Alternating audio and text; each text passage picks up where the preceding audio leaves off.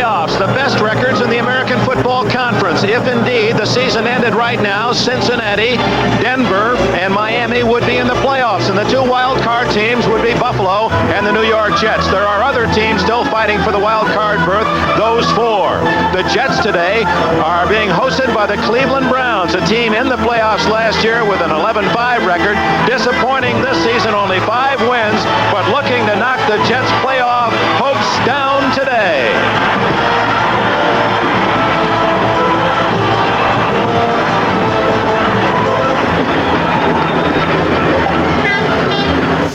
From Cleveland Stadium, it's the New York Jets and the Cleveland Browns. Today's game is brought to you by Schlitz, the master brewer's brew. Behind every Schlitz is a man who knows his beer. By the new Chrysler Corporation. For 1982, Chrysler has the cars, the quality, and the prices America needs. By Radio Shack, a division of Tandy Corporation. And by Schlitz Malt Liquor, for a taste that's big and smooth and bold. The Schlitz Malt Liquor Bull.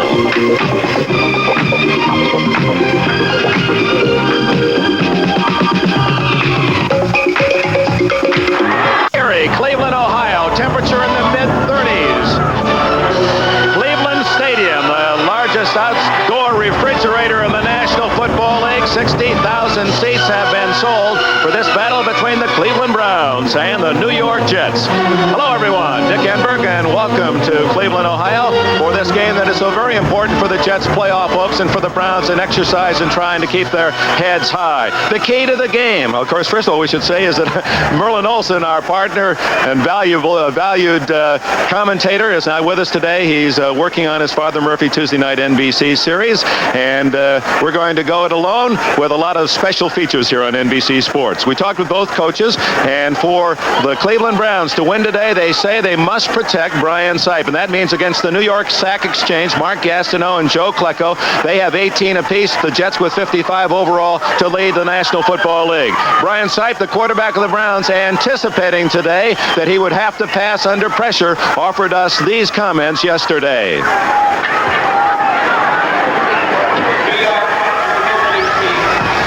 I think that the last thing a quarterback can think about is being hit. Our attention is downfield, and that may be our saving grace. I feel that most quarterbacks are a little like drunks in a car wreck.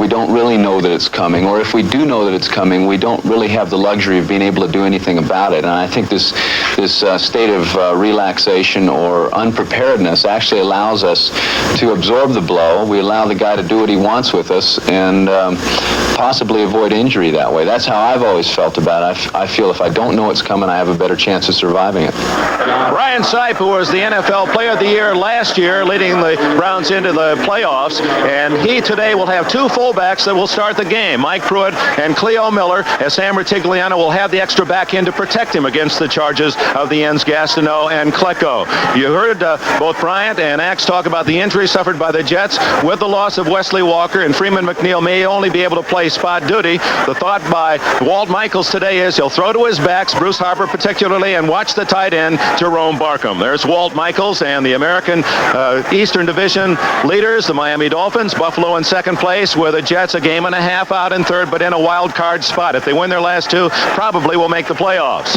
Sam Rutigliano's Browns, they're in last place. They've lost 3 in a row and 5 of their last 6, but nevertheless, many feel are a team capable of upsetting the Jets today. Cincinnati leading the way with Pittsburgh after that loss on Monday night. They too fighting for a wild card berth. The Cleveland Browns have won the toss. Newly acquired Gary Davis and Dino Hall expected to be deep for the Browns, but we see that it is Greg Pruitt joining Hall as Pat Leahy in the green and white of the Jets will kick it off, and immediately the wind knocks the ball off the tee. We are blessed with a rather good December day in Cleveland, Ohio. The wind is not blowing except occasional gusts, one we just experienced, and the temperature in the mid-30s. The field has some slick spots, but in pretty good condition. End over end to Dino Hall at the 1. 20. And Hall struggles to the 26-yard line. Kevin Long, number 33 on the tackle. Brian Sipe, the quarterback for the Cleveland Browns, will have two fullbacks, as we mentioned, 214-pound Miller, along with 225-pound Pruitt to help block those defensive ends. The receivers, Dave Logan, Ricky Feature, he's a deep threat, and of course, one of the top tight ends, Ozzie Newsome. The offensive line, Doug Deacon, one of only 3 left tackles in 32 years of Browns history. Shepard back in the lineup with Sullivan, Delamalure having a great year, and Cody Rison.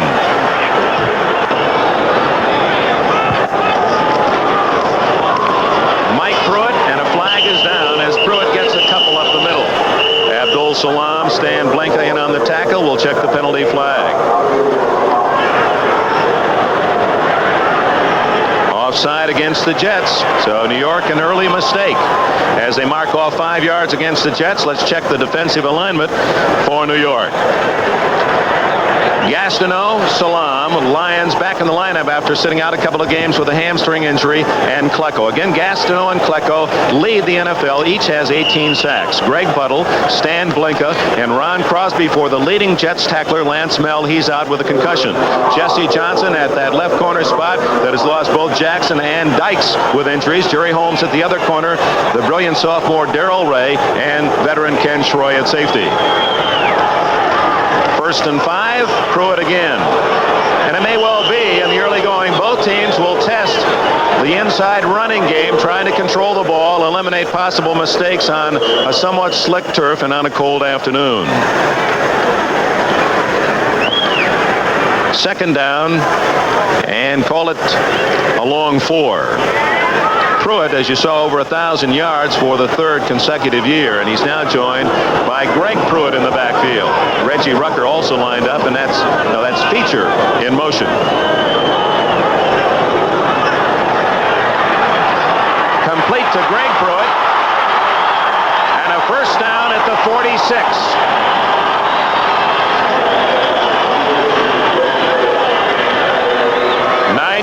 For Brian Sipe as he goes to Ricky Feature. Blinka made the tackle at the 46-yard line.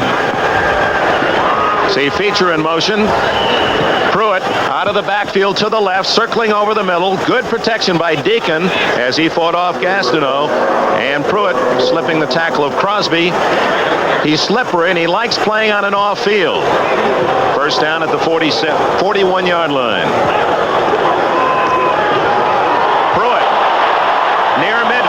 Before Abdul Salam and Mark Gastineau can wrap him up. A gain of 8.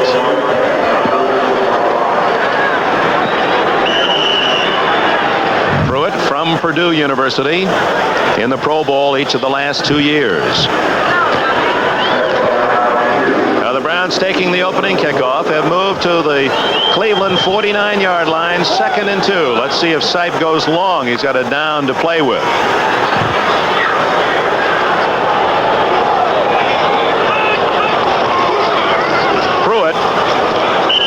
Effort is close to a 1st down at the Jets 49.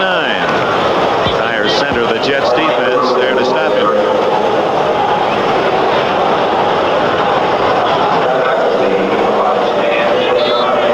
Short of the 1st down, it'll be 3rd and inches. So the Browns will bring in their short yardage unit. Brian Sipe, his 8th year after graduating from San Diego State. Played for Don Coryell there. His best year was last season. This year, not so good. In fact, he leads the NFL in interceptions with 23.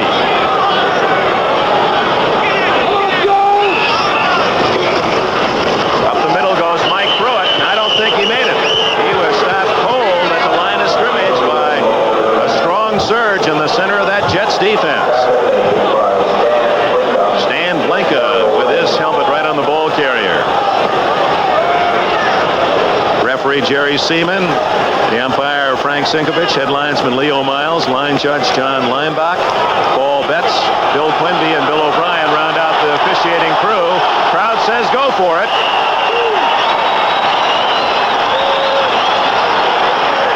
And Sam Rutigliano apparently will.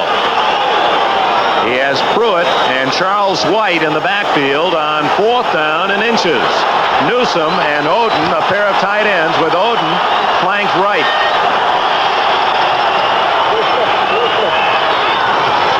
White. First down.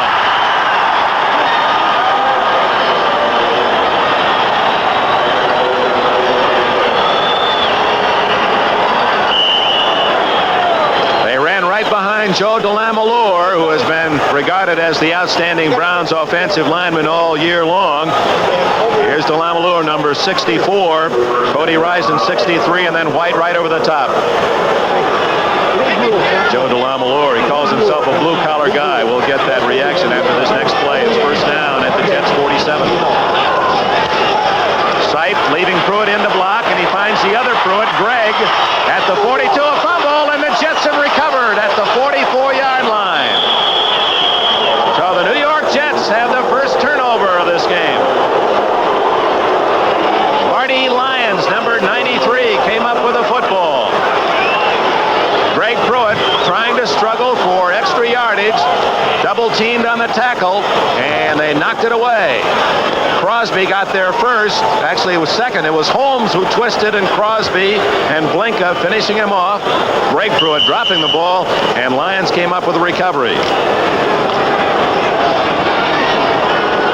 There it is, stripped away on the second effort by Crosby. So first down, Jets at their own 44, and Durking gets the call to the 47. Scott Durking for 3 yards. New York Jets offensive alignment with Richard Todd at quarterback.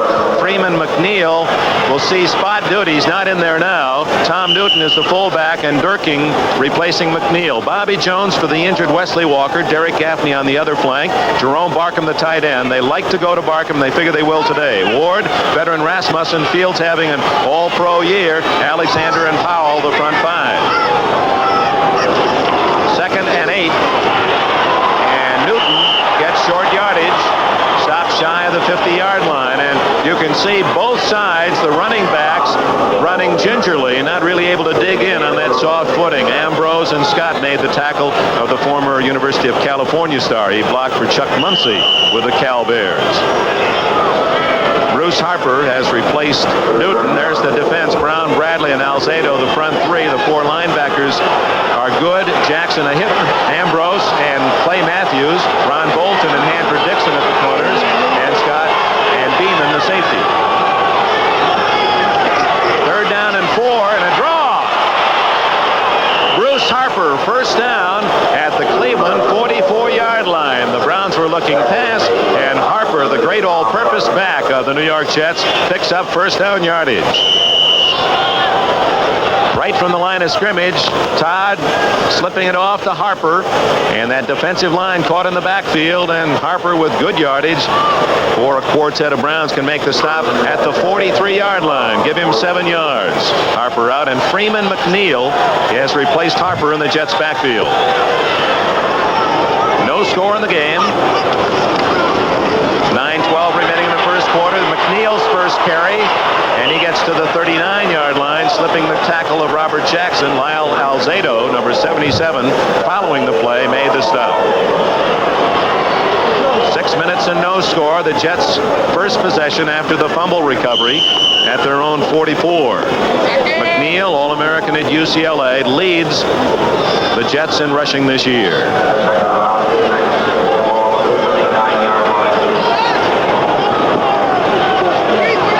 First down from the 39.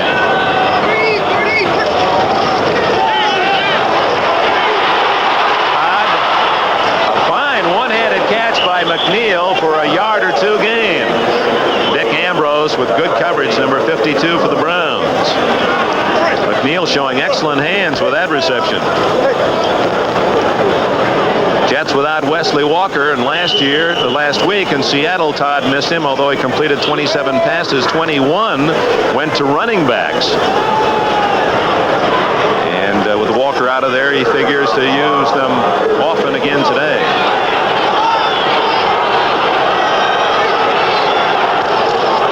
Jones and Gaffney to the left. Bobby Jones to the right. 3rd and 5, and Todd going long for Harper, and incomplete.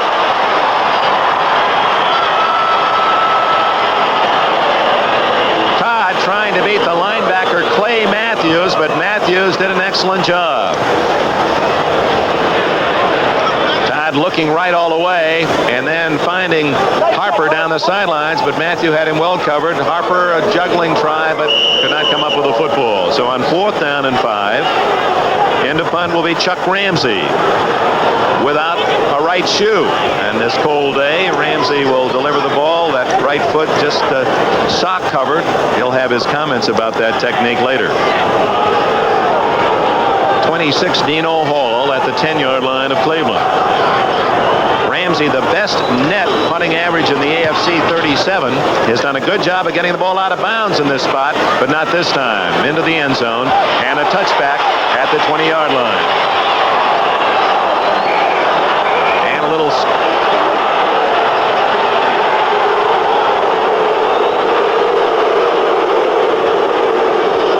So the Jets taking the ball in the end zone, and it'll be Cleveland's ball at the 20-yard line after a 38-yard punt midway through the first quarter. Cleveland Stadium, they sold over 60,000 seats. There are thousands of no-shows today. Well, you can really miss them in this big place. No score. The Browns have lost 5 of their last 6 and 3 in a row against the Jets, who have lost only twice in the last 11 games, but losing last week to Seattle. Sight from his 20. Could not find Cleo Miller in the left flat. It'll be 2nd and 10. Joe DeLamielleure. We mentioned that he's a blue-collar guy. Yeah, that's how he identifies himself. I got to be a blue-collar guy because there's no other player born in Detroit, drafted by Buffalo, and traded to Cleveland. And I just hope that Gary, Indiana doesn't get the next expansion team. DeLamielleure having what the Browns consider another all-pro year. 2nd and 10.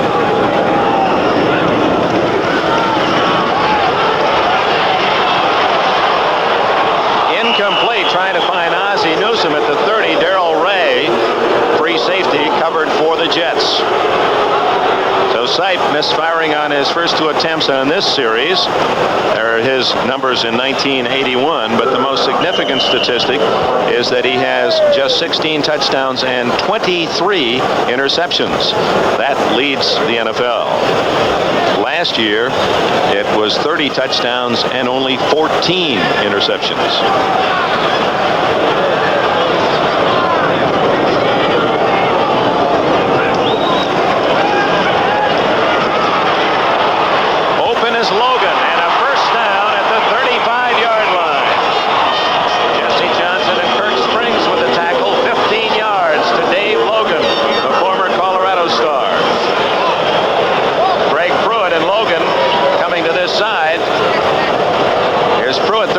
He goes to the sidelines. That clears it over the middle for Logan, who faked outside and then cut back inside wide open. First down at the 35-yard line. Logan, Free Sports Star at Colorado, football, basketball, and baseball, really credits his basketball background as becoming an outstanding receiver. That's Newsome splitting left.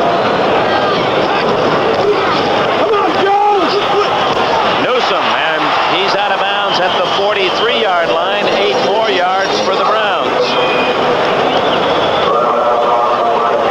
Ozzie Newsome, the Wizard of Oz from Alabama. Sam Rutigliano, a very popular head coach.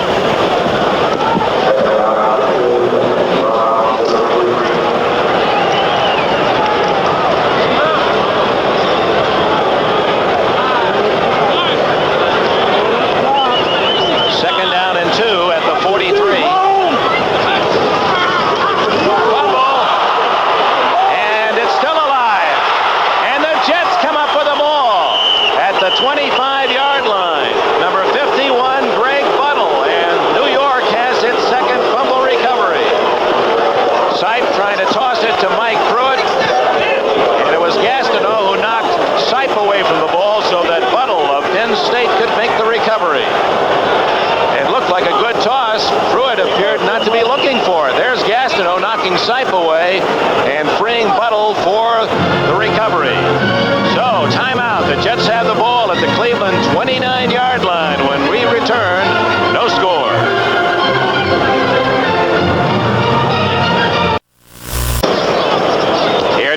Stadium in Cleveland, some Jets fans, and they had a chance to stand and cheer as New York with a break. You see, Cleveland has had its problems in the first quarter, being outscored 75-31, and the Jets hoping they can maintain that pattern. Ball at the 29-yard line after Buttle's recovery. 6 minutes left, first quarter, no score. Todd on a quickie, and it's Barkham with short yardage on first down. The veteran tight end from Jackson State. Walt Michaels, his responsibilities once the game starts. What's he have to do once that ball is in the air? Well, I guess you'd have to say that as the head coach, the responsibility, the overall way we're going to operate throughout the football game. I take part with both the offensive and defensive part of it and make sure that the decisions, when they're finally made and the final thing is said and done, that Walt Michaels will be responsible. I don't like any of my assistants to be taking unnecessary responsibilities because, after all, that is the duties of the head coach. Michaels, when you're the head man, the buck stops right there. Not happy with that misfire, and it is 3rd down and 5. 5 yards picked up on the first down play on the pass to Barkham, and now 3rd and 5. Richard Todd, number 1 draft pick out of Alabama, having his best year. 21 touchdowns, only 10 intercepted. It's the first year that he's been on the plus side, TDs versus intercepts, and that's such a critical statistic. And he feels he's really matured, and this is his 6th year, become the true leader of that offense. Audibilizing.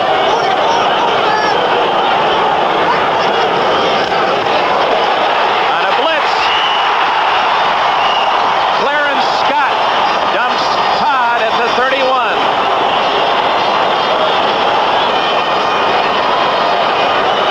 The Browns, who have only 25 sacks all year, 30 less than the Jets, get the first today, and it comes from the veteran Scott from Kansas State. Todd, his initial receivers covered, and then he felt the pressure from outside as Scott came through untouched. Into punt formation is Chuck Ramsey. No one back for the Browns. The line of scrimmage is the 33. Browns figure this may be a fake. And they're going to take the delay of game. 5 yards actually works to the benefit of the punter here. It gives him a bit more room to try to drop one inside the 10-yard line. Walt Michaels, who played as an all-pro linebacker here in Cleveland with the Browns in the 60s, Paul Brown dynasty, 1952 to 61. An all-pro the last 4 years, captain of the Browns. Got a lot of fond memories about those teams, year in, year out, championship caliber ball clubs. Otto Graham and Marion Motley, and Lavelli and Speedy and Rosa, on and on.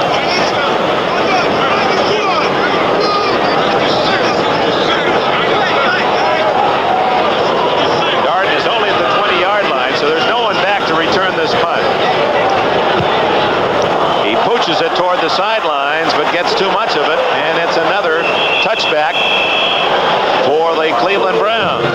And it's testimony to the slippery going on the field that the Jets did not go for a long field goal. The Browns get it back and have survived 2 fumbles. Veteran defensive end Lyle Alzado, who once sparred or was in an exhibition match with Muhammad Ali. He was saddened, as most of us were, at the news that Ali had gone on with the fight, and as an older man is hardly a shadow of the once great heavyweight champion, losing last night. First down from the 20 for the Browns. Pruitt and White in the backfield, and Sipe goes to Charles White.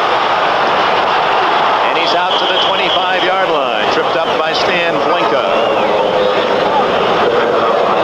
White featured on NFL 81 as a series of Heisman Award winners. So many recently have been brilliant in the National Football League, and White just looking for his opportunity. Thus far this year, 259 yards rushing. Sipe, 2nd and a short 5. Bryan thus far is 4 for 6 passing and 35 yards. Flags down as they corral White. Marty Lyons got there first at the 20-yard line, and now the Jets were pulled offside.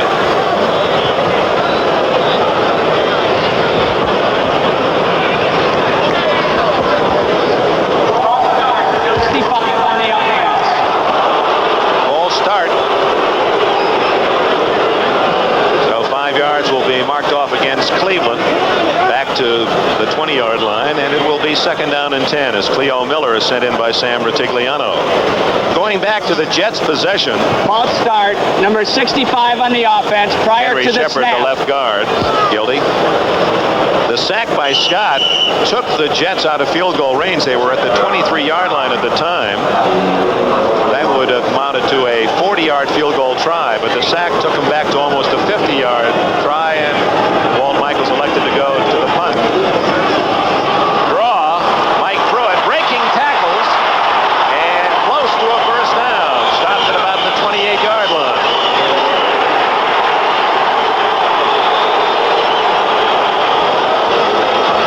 And a flag goes down.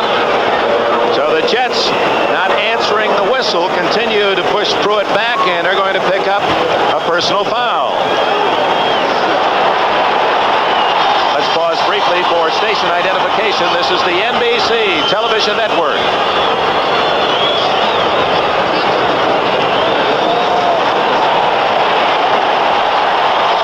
All the way to the 43-yard line. Personal foul, unnecessary roughness, number 27 on the defense. First down. Jesse Johnson trying to help out on that tackle. Let's see what he did. As Pruitt, excellent job of running. Ran through 2 tackles and then gathered in by 4 of the Jets.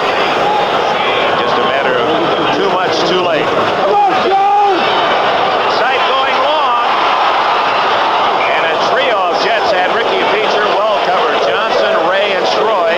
And it was interesting there that Sipe went in the direction of the man who just committed the penalty, Jesse Johnson, hoping maybe to catch him with his head down. But the Jets were very alert and read that one well.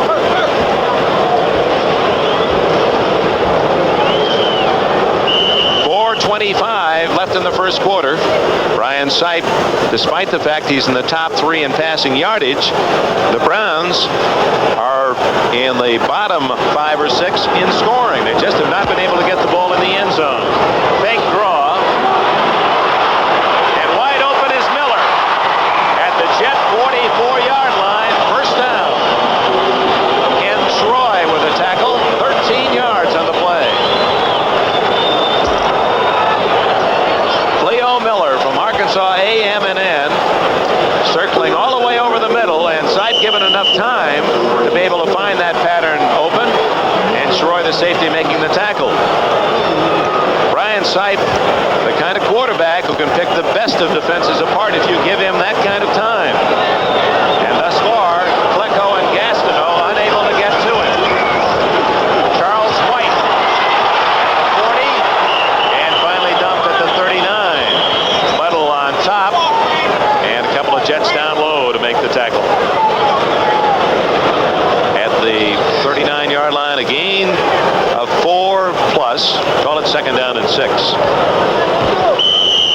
No score, 3:20 remaining in the first quarter. The Jets looking ahead to a possible playoff berth, but can hardly afford a defeat. A defeat would not eliminate them, but certainly would put them in a terrible position and would need help from elsewhere. If they win both games, providing Miami and Buffalo do not tie, if they win both games, they're in the playoffs as a wild card. And the Browns trying to knock them out. White to the 31. It would be a first down, but it looks as if we have a holding penalty against the Jets. Sipe hit just as he threw the ball. Learns the bad news.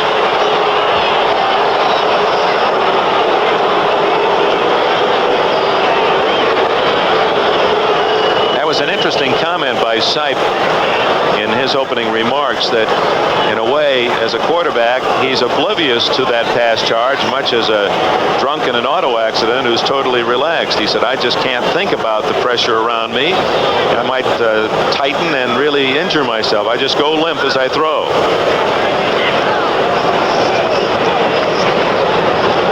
Number Number 64, DeLamelure, guilty of the hold, as we read the lips of referee Seaman. At the 49-yard line, each team hit with a couple of penalties. The Browns have it 2nd and 16. Greg Pruitt into the backfield with Mike Pruitt. They are not related. Greg, of course, from Oklahoma, and Mike from Purdue. Mike moves out as a flank right. Greg. Only a couple. Nice play by Ken Schroy, who hustled up from the secondary position. Schroy from Maryland, helped by Crosby of Penn State. Schroy, as a freshman at Maryland, was an offensive back, and he was in the same backfield as another fellow you might remember, Randy White. Can you imagine? The Terrapins had Schroy and Randy White in their freshman backfield, and both were shifted to defense as sophomores, and both then going on to make it as starters in the NFL, and White regarded maybe as the very best of the defensive linemen. At the 47 of the Jets, 3rd down, 14. Penalty down. The Jets may have been offside, and Gastineau finally gets to sight, but I don't think that one's going to count. It appeared that the Jets jumped a count too early.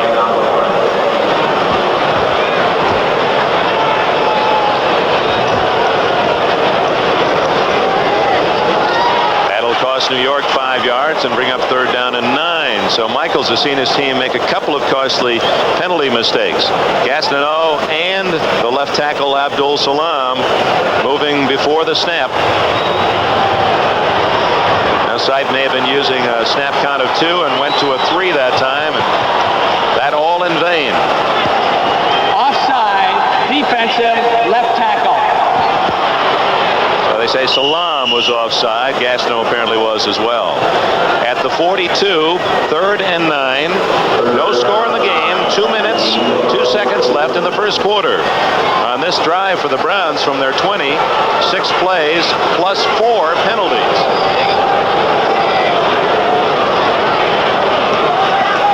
Play action. And Logan can't come up with it at the 25-yard line. Dave Logan often will make that catch. It was thrown low, but usually he'll skid down and come up with them. As Sipe did a good job of feeling the pressure and stepping up in the pocket to find himself throwing time. Would have been a 17-yard gain. Instead, the Browns will have to punt it. Retigliano, remember, is Gamblin' Sam, even when the games are of serious in nature as far as the Browns' hopes. Here, down 5 and 9 and out of it, Retigliano can really afford to roll the dice. So nothing would be unexpected today. Bruce Harper stands at the Jets' 10. Cox's kick, a beauty, and does go into the end zone. So on the touchback, and barely, that ball wasn't more than a yard into the end zone. It'll be the Jets' ball at the 20-yard line. Pursuit, relentless pursuit, one of the themes of the Browns' dressing quarters. Quarter, the 3rd punt into the end zone in this first quarter, and the Jets have it at their own 20-yard line.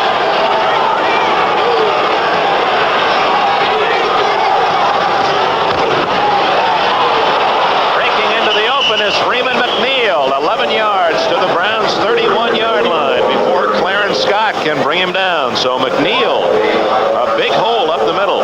Take another look at it. 225-pound back from UCLA. Nice hole wedged open by number 60, Dan Alexander from LSU. First down, Jets at their own 31.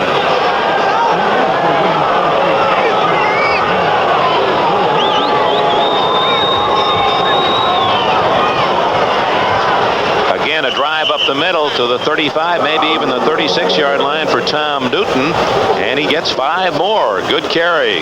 Robert L. Jackson and Dick Ambrose on the tackle. Well, Wesley Walker is not starting today, and that man started for him. And we ask him, since he's not as well known, if he'd like to introduce himself. Mel starting for the New York Jets at wide receiver, one of the best receivers in the league, Bobby Jones from Texaco Tech. Texaco Tech, because Jones, although he attended briefly Youngstown and Millikan, did not play college football. He paid his own way for a tryout with the Jets and won a spot on the squad. Second down and 5. Todd finally finds a man open, and it's a first down before Ambrose can make the tackle of Derek Gaffney, number 81 of Florida. 10 yards on the play, and the Jets with a couple of first downs, and that apparently will be the last play of the first quarter. And the whistle, the end of the first period here in Cleveland, Ohio.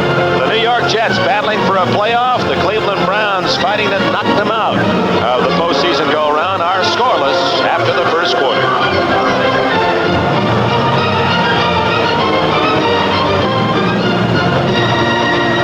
Quarter, there are the numbers. 2-1, the Browns outgaining the Jets. Richard Todd only 7 yards passing. No score. The Jets had the 2 opportunities, recovering a couple of fumbles, one at the Cleveland 29, but could not convert. We open the second quarter, ball at the 46-yard line. First down. And Durking plows to the 49 of the Browns, a gain of 5. Durking wearing the same number 25 as his dad. Hanford Dixon, the cornerback for the Cleveland Browns, and he's done an outstanding job in this his rookie year out of Southern Mississippi. And we asked Dixon the basic difference in making the transition from college ball to playing here in the National Football League. The toughest thing for me is keeping my eyes off the quarterback and going back to the receivers, because mostly in college we played a lot of zone coverage and we kept our eyes on the quarterback rather than the receiver. And that's been the biggest adjustment. One of the biggest adjustments for me thus far today is getting my eyes off the quarterback and coming back to the receiver, because once you come back and you stay on the quarterback too long, when you come back to the receiver's gone. So you've got to watch the receiver and not just the quarterback, although you saw him take the pre-snap look at the quarterback. Delay of game against Richard Todd. And so it'll be second down and 10. That takes away the 5 yards he picked up on first down. And again, Walt Michaels has to be disturbed by the penalties. Delay of game, number 14 offense. Michaels, 52 years of age, in his 5th year with the Jets, played his college ball at Washington and Lee.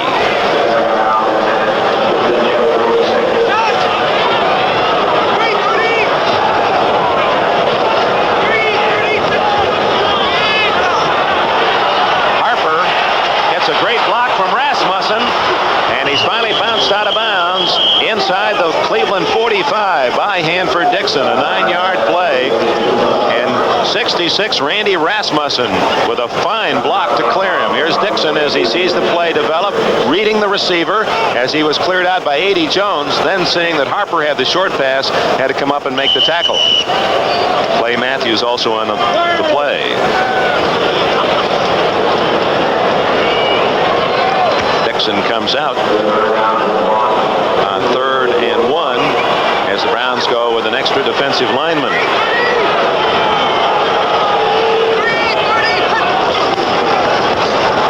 And it's a first down to Kevin Long, who was able to dive off right guard for some easy yardage to the 43-yard line. From South Carolina, where he was in the same backfield as Clarence Williams, the San Diego Charger running back. Durking leaping over, and Long just riding piggyback his fellow running back for the first down. This drive started at the Jets 20, now a first down at the 43 of Cleveland. Freeman McNeil to the 39. McNeil did not practice all week, and Michaels told us yesterday that he thought McNeil in an emergency could see some spot duty, but apparently he felt much better today and being used more by the Jets. That's Tom Newton back to the huddle. Telecast presented by authority of the National Football League, intended for the private use of our audience. Any rebroadcast or other use of this telecast without the express written consent of the Cleveland Browns and the National Football League is prohibited.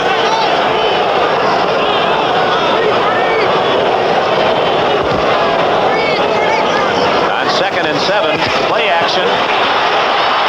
Todd, and his receiver's well covered. He threw it on one hop to Derek Gaffney.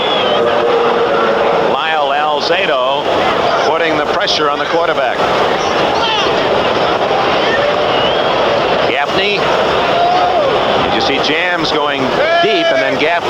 rolling over the middle and trying to help Todd out coming back to the ball, but Todd at that point had to get rid of it and threw it low. Alzado came here from Denver for number 2 and number 3 and a number 5 draft in '79. He was the NFL Man of the Year in '77 with the Broncos. 3rd and 7. Complete to Barkham. I don't know if he was touched or yes. Finally the whistle by the official on the spot appeared that maybe he had not been touched. That is not enough for a first down. A gain of only 4 yards, and will bring up 4th down and a short 3. Ron Bolton on the coverage for Cleveland. Barkham this year with 35 catches, 7 of those for a touchdown, and of course it was his dramatic touchdown reception in the final seconds at Shea Stadium that beat the Miami Dolphins, and for that moment gave the Jets the edge over Miami. But since then the Dolphins have won and the Jets lost last week at Seattle. 4th and about 2.5. And Todd will throw for it. Complete. Bruce Harper at the 29, first down. And did Harper take a jolt from Ron Bolton? Many around the league, as they've watched 5'8", 177-pound Bruce Harper say that he indeed may be the most valuable Jet, as he was voted by his own teammates last year. He does so many things, returns kicks, he runs well, and in this case he comes up with a key reception. Harper from Kutztown State. And he's a Jet because Walt Michaels' son was a student at Kutztown with Harper and recommended Bruce to his dad. From the 28, play action. Looking for Jones. Touchdown. Lamb Jones.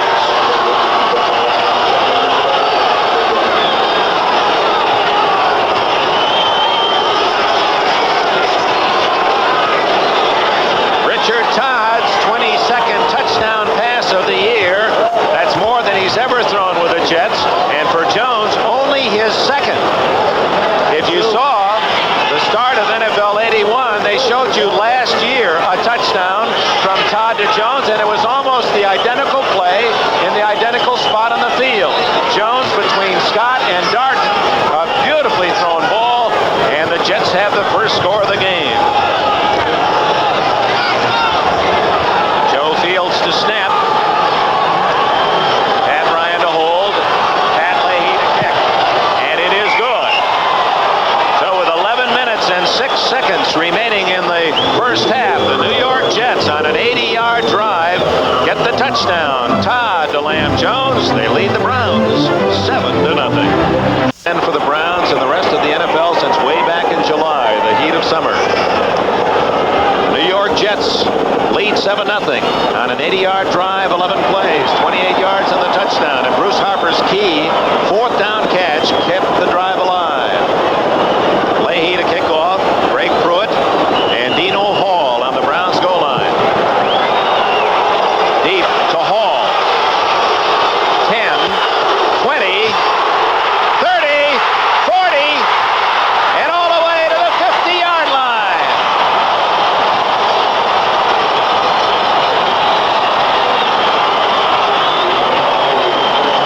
Dino Hall, who has broken Leroy Kelly's Cleveland record for returning kickoffs, has another big gainer. He took that one a yard deep in his own end zone, and he finally stepped out of bounds at the 47-yard line. So that's 48 yards on the return.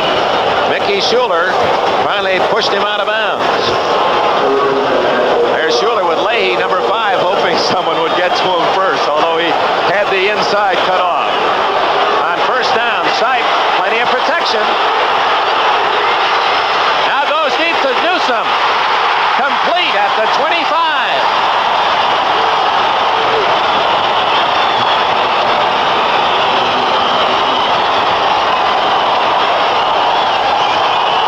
Brian Sipe, a resourceful quarterback, not buckling under pressure, got out of the cup, waited and waited, and finally ad-libbed to Newsome. And this is just communication between passer and receiver. Newsome finally saying, I'll go deep and maybe you'll find me.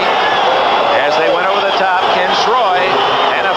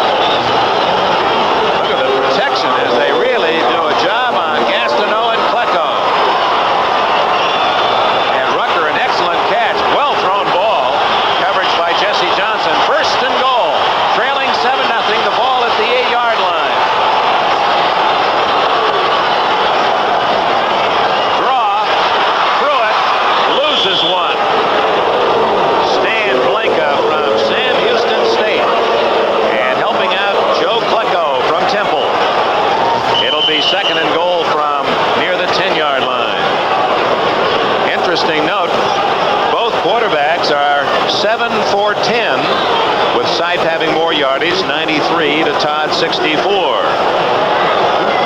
Rucker to the right. Logan left. They like to go to Logan down near the goal line.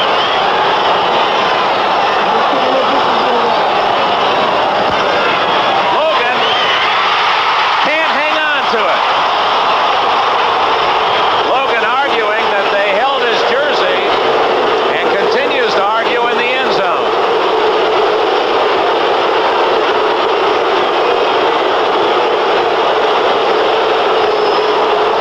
So Dave Logan, well covered, but Sipe drilled the ball in there, and Logan unable to hold on. Jerry Holmes was the defender for the Jets. It's 3rd and goal at the 10, and Brian Sipe has called timeout. The Browns have had their problems right here. They've been able to move the ball from one end of the field to the other, but have not been able to successfully get it in the end zone. They've lost several very close games, and in most of those games have had the ball in the opponent's end of the field inside the 20 and have not been able to score. And they want to take advantage here on 3rd down, so Sipe and Ritigliano in a conference call.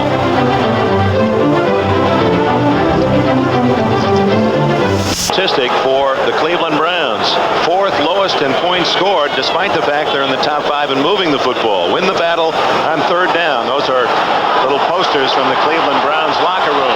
3rd and goal at the 10-yard line after the timeout called by Sipe. Calvin Hill in the backfield, the veteran playing in his last home game here in Cleveland. Greg Pruitt, even if he'd caught the ball, he'd have been at the 6-yard line, and catching the attack of Gastineau was Brian Sipe.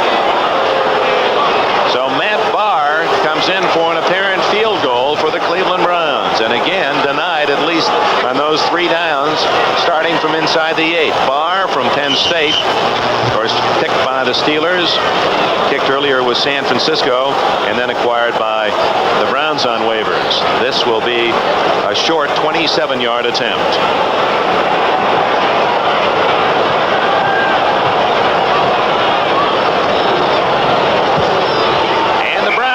Get 3.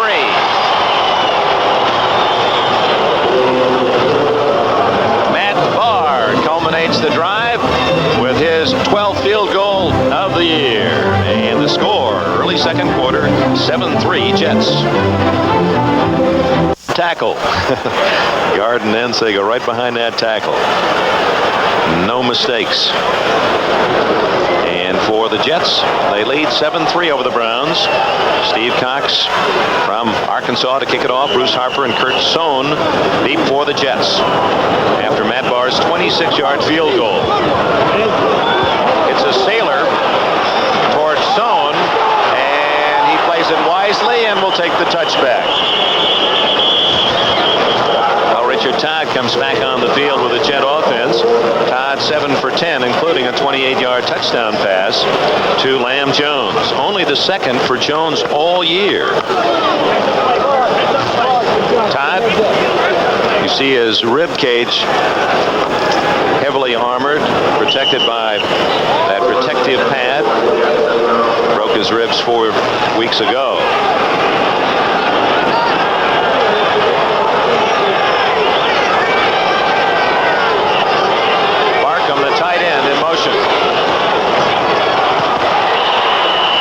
McNeil out to about the 23. Hear the pads popping on that contact. Robert Jackson, Robert L., first man on the hit. Number 50 done good, a little slow getting up.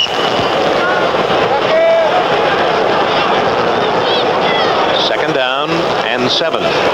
Center Joe Fields leads the Jets out of the huddle. Fields from Widener.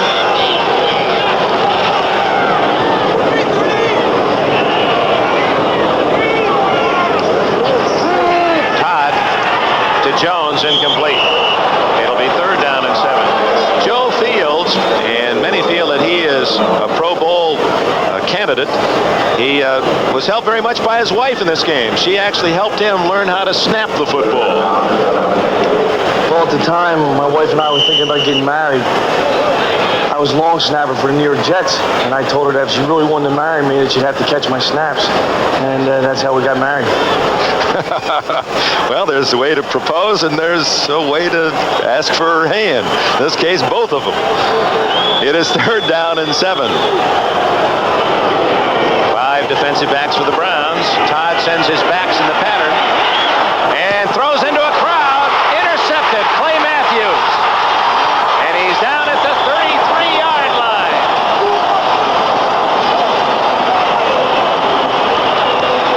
Todd forcing that pass. There were 4 Browns around the intended target. And on the ricochet, Clay Matthews has his first of the season. Now Matthews playing on the far side. Look at how he hustles over toward the ball and able to get in and make that interception.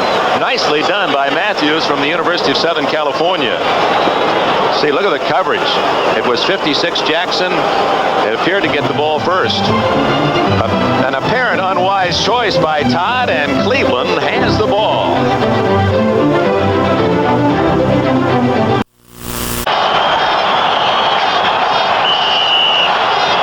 These good fans of Cleveland. Let's go Cleveland Browns as they chant. 7 minutes, 58 seconds remaining in the first half. 7-3, the Jets lead. The Browns after the interception at the 33 of New York. Sight to Newsome. First down at the 21. 12 yards to Newsome. Greg Buttle and Ken Troy made the tackle. Sam Rutigliano seems to show so little emotional attitude on the sideline. That seems unlike his character. Well, it's kind of like the duck. If you ever seen a duck on the top of water, he moves along unflappably and nothing's going on. But if you went underneath the water, you see his feet going about 100 miles an hour. So in as much as, I try not to be emotional on the sideline, there's a wheel going on inside me as it's going on inside everybody else. But I think you got to take a page out of the book of Tom Landry, who I have a great deal of respect for. I don't think you can gain any confidence in your team if you're on a sideline screaming and yelling at officials or yelling at players, because there's too many things going on during the course of the game with all the decisions that you have to make, and you have to have complete control of yourself. And I think the players respond to that in a positive way. So basically you have to hide your feelings, and kudo passed along to his colleague Tom Landry, the head coach of the Dallas Cowboys. You saw Cleo Miller wrestle down for a loss at the 23, so it's 2nd and 12.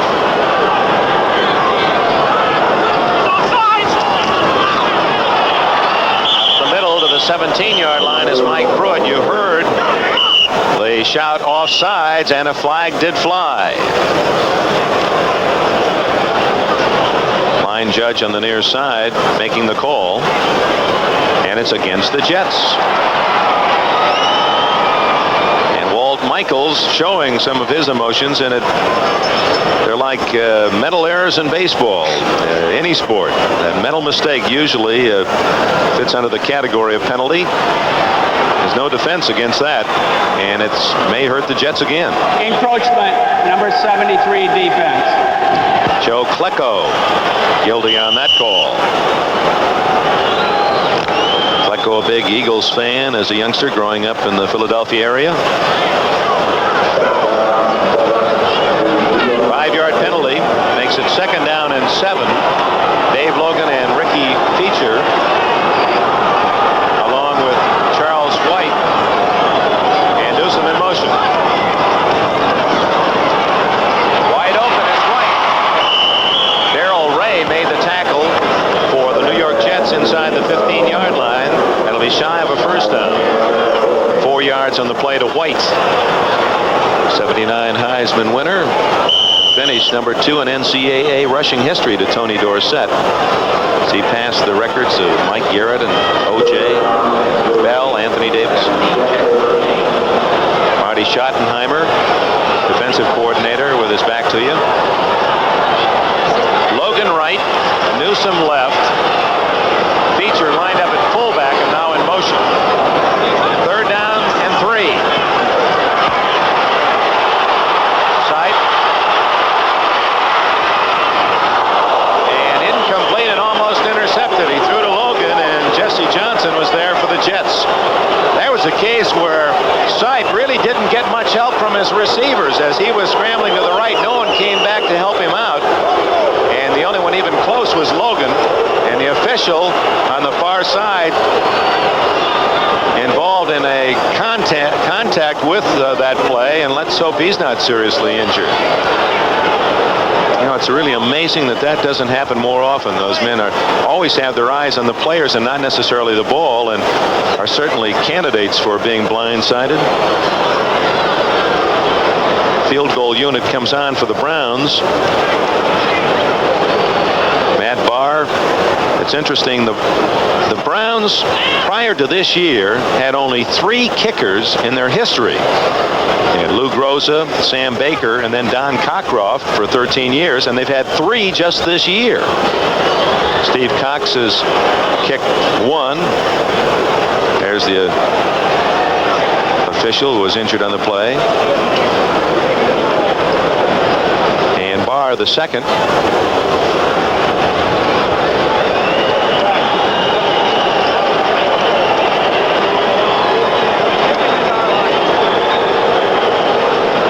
He's okay. And now let's go to the field goal try.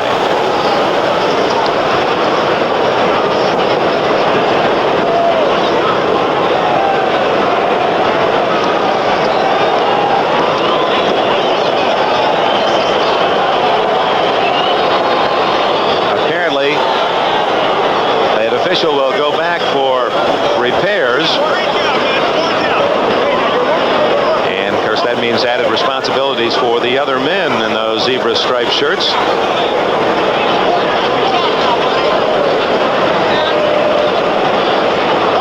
Jacobs was the 3rd kicker who started the season with the Browns, and Barr now becoming the 3rd. Jacobs, Cox, and Barr, 3 in 1 year after 3 in 32 years. This one, a 31-yard attempt.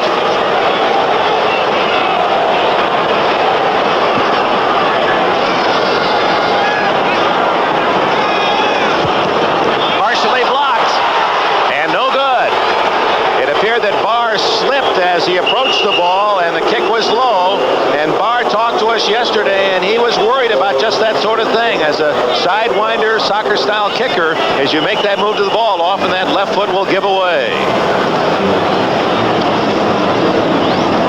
Well, conventional kickers do have a disadvantage on a sloppy field because we come in on an angle. Now, the straightaway kickers, they have a little bit of an advantage because they step flat and don't have the tendency to slide.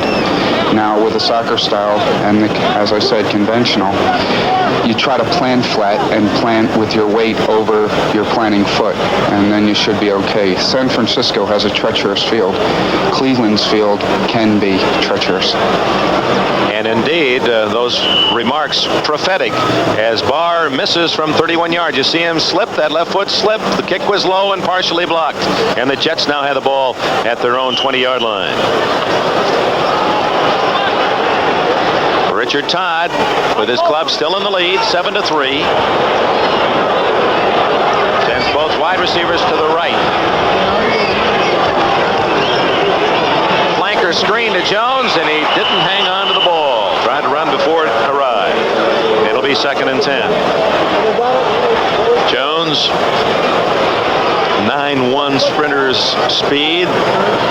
Olympian, 400-meter relay, won the gold medal. Montreal.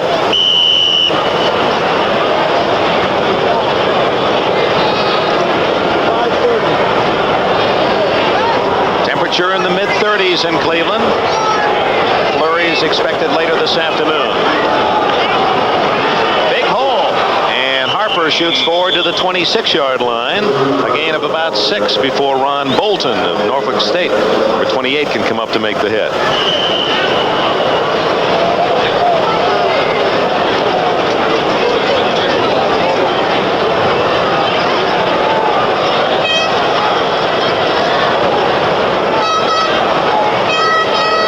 Judson Flint of Memphis State in there got a piece of that last tackle.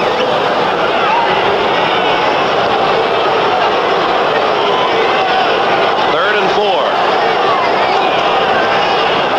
Blitz, and Todd misses Harper. Harper, the ball behind Someone did an excellent job blocking on that left side of the Jets line to pick up what appeared to be a cornerback dog, and Todd unable to find Harper, incomplete.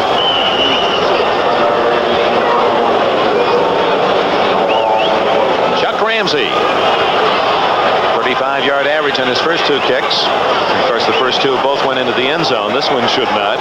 Dino Hall back at the 35 of Cleveland.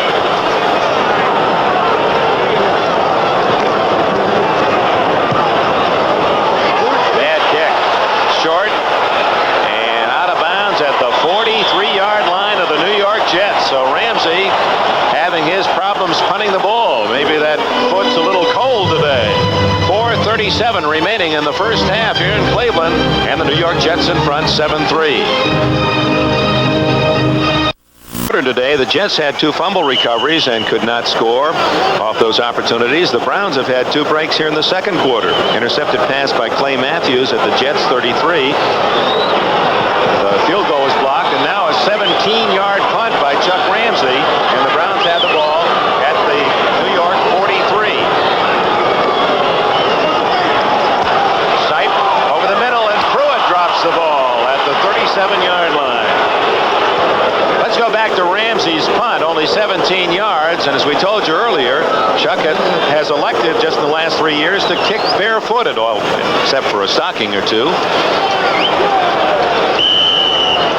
I punt barefooted because in college I was a quarterback and a punter and place kicker, and I wore a square toe to quarterback in, and it's impossible to punt in a square toe, so when it came time to punt, I would slip it off, kick it to the sideline, and punt barefooted. And if we had to attempt a field goal, of course I was in the game and already had the shoe on, and I'd go on and kick it. And he went on to say that his feet do get numb in the cold weather, and that may be the case today. Nothing there at all for Mike Pruitt except a squadron of New York Jets. Ron Crosby, 55, leading the charge. They spot the ball at the 42-yard line. A gain of 1. It's 3rd and 9.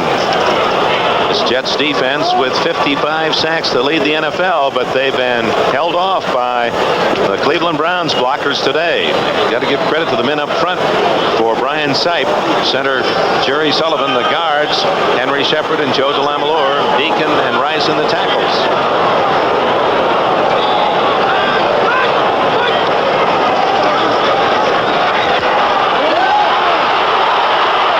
Sipe finally goes down. Abdul Salam, the second wave, with the sack. Lyons, Flecko, and Gastineau were in there, and Salam followed up with a 56th sack of the year. Number 1 ahead of Oakland and Detroit, and that doubles the entire total of last year for the Jets when they had 28 for the season, already 56 this year. So unable to take advantage of the short punt, the Browns will kick it. Bruce Harper, solo safety at the 14 at the other end. 10 men on the line of scrimmage for the Jets, and Cox calls time. He did not apparently like the punt protection alignment. Maybe they had only 10 men on the field. Cleo Miller is coming onto the field now. So apparently the Browns did not have the full complement of players to protect Cox. And he wisely called time.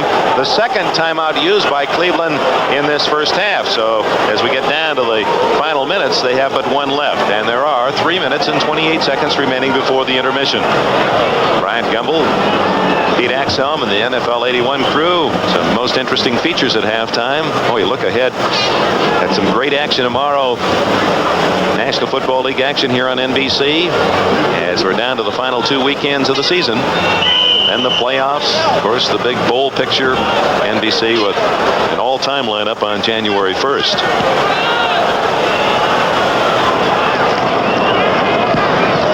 Good kick. Harper at the 13. And brought down by Judson Flint. Excellent coverage by Flint. 38-yard punt, no return, and the Jets will start deep in their own end.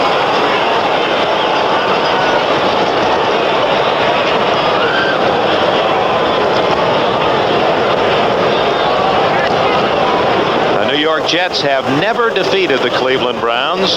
They're 6-0 in their meetings with Cleveland. Of course, they've not beaten the Seattle Seahawks and lost twice to Seattle this year. They hope that pattern doesn't continue.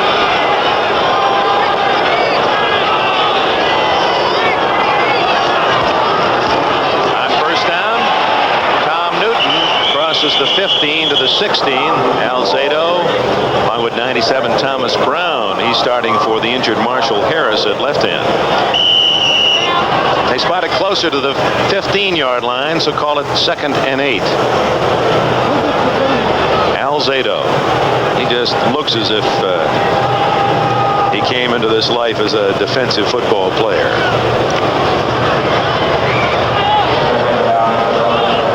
.245 remaining. First half, the Jets in front, 7-3. Good block by Chris Ward, 72 on the hole. And Durking picking up the big yardage out to the 31-yard line. We understand we've lost video. Your picture in parts of the country. We apologize. We'll give you a football audio commentary as Todd sets his line at the 31-yard line. And the Jets, who had, as we told you, 2:30 left after that last play, did not spend a timeout and did not get a playoff before the 2-minute warning. So we'll see whether or not that proves to be important if they should drive deep into Browns territory.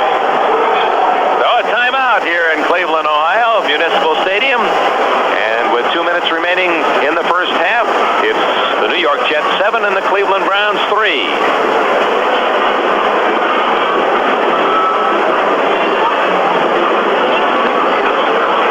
Apologize not only for the loss of picture, but we understand we're also on a limited line because we've had to patch up an emergency audio system, and now we understand we are back. And with that good news, we'll give you a chance to share this important message.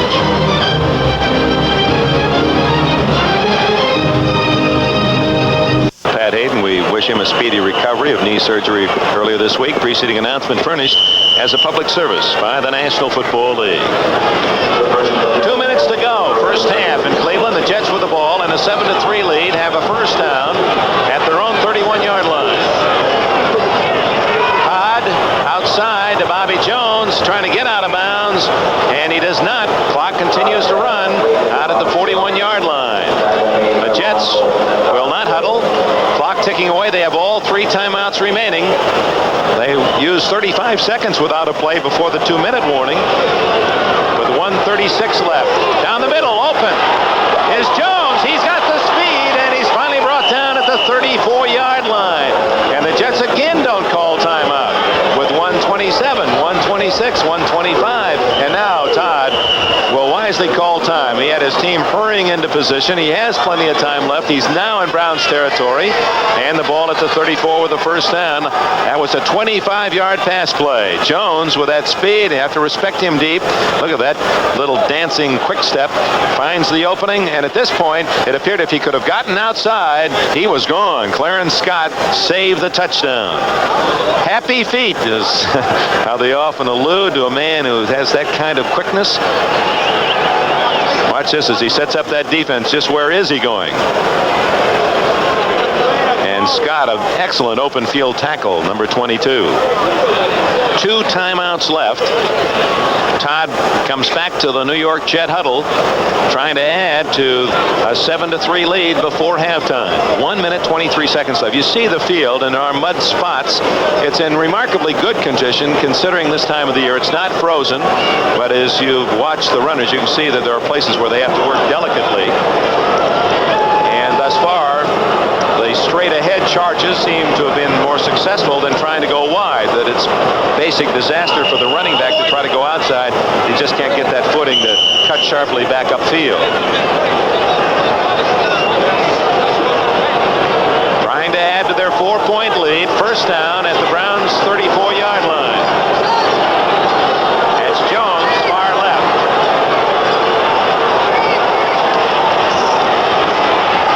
Looking for Jones. He's got him. And tackled immediately around the 23-yard line by Hanford Dixon. So Lamb Jones with that great speed, you've got to respect him deep. And he did the quick curl on the sidelines and another first down. 11 yards on that play. 1:03, 1:02 left.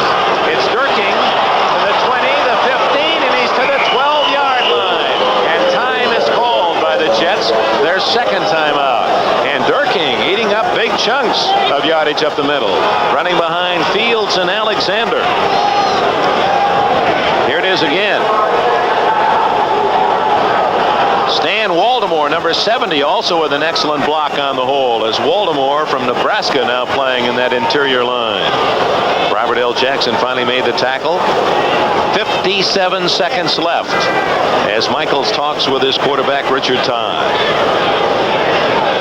Todd, if you look at Sam Rutigliano, his father is the Dean of Education at University of South Alabama. I understand his mother is working on her doctorate from a learned family and a very bright young man himself.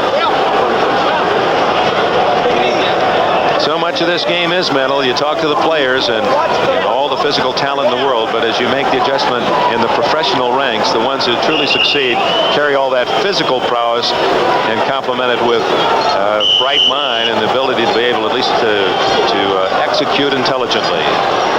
Todd at the 12-yard line. This is the 6th play of the drive. He's got 4 first downs in 5 plays. From the 12. Both Bobby Jones slotted and Lamb Jones to the left. This is Durking to the right. To Durking, and he's tripped up. No flag. Incidental contact. Tom Darden, 27 on the coverage, the veteran Cleveland Brown safety, who is the all-time pass interceptor for the Browns with 45 lifetime. 2nd and 10, 52 seconds left. Derek Gaffney, number 81, replaces Bobby Jones. It was Todd to Lamb Jones, 28 yards for the Jets score in this quarter. 26-yard field goal by Matt Barr. That's the score.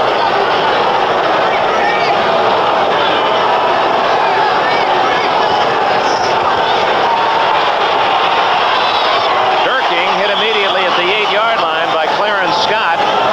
And short of a first down and brings up 3rd down. The clock running at 40, 39, 38 seconds. 1 timeout left for Todd. 3rd and 5 at the 8. 30 seconds. Looking for Gaffney. He's covered. Throws it. Touchdown. Bruce Harper.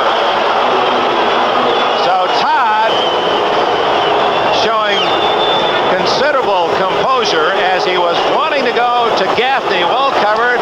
Picked up Harper out of the backfield between Ambrose and Matthews, and the Jets have a touchdown. Bruce Harper, watch him, 42, bottom of your picture, circling out. Little move on Ambrose, and then cutting into the end zone and hit beautifully by Todd, or there wasn't much room which to throw that pass, and Todd zeroed in perfectly. Try for point by Leahy is up, and it is good. And the Jets, with 24 seconds left in the first half, have opened up a 14-3 lead. Bruce Harper with a score. Here it is from the defensive point of view. Watch out, he's looking off to the right for Gaffney, covered. Then he spots Harper, and a perfect throw. Now, Bruce Harper from Little Kutztown State. He was a free agent pick in 1977 and proud to be a Jet and happy he met Walt Michaels Jr. Walt Michaels' son was a freshman at Kutztown State when I was a senior. And not many people graduate from Kutztown and have the privilege of playing in the pros.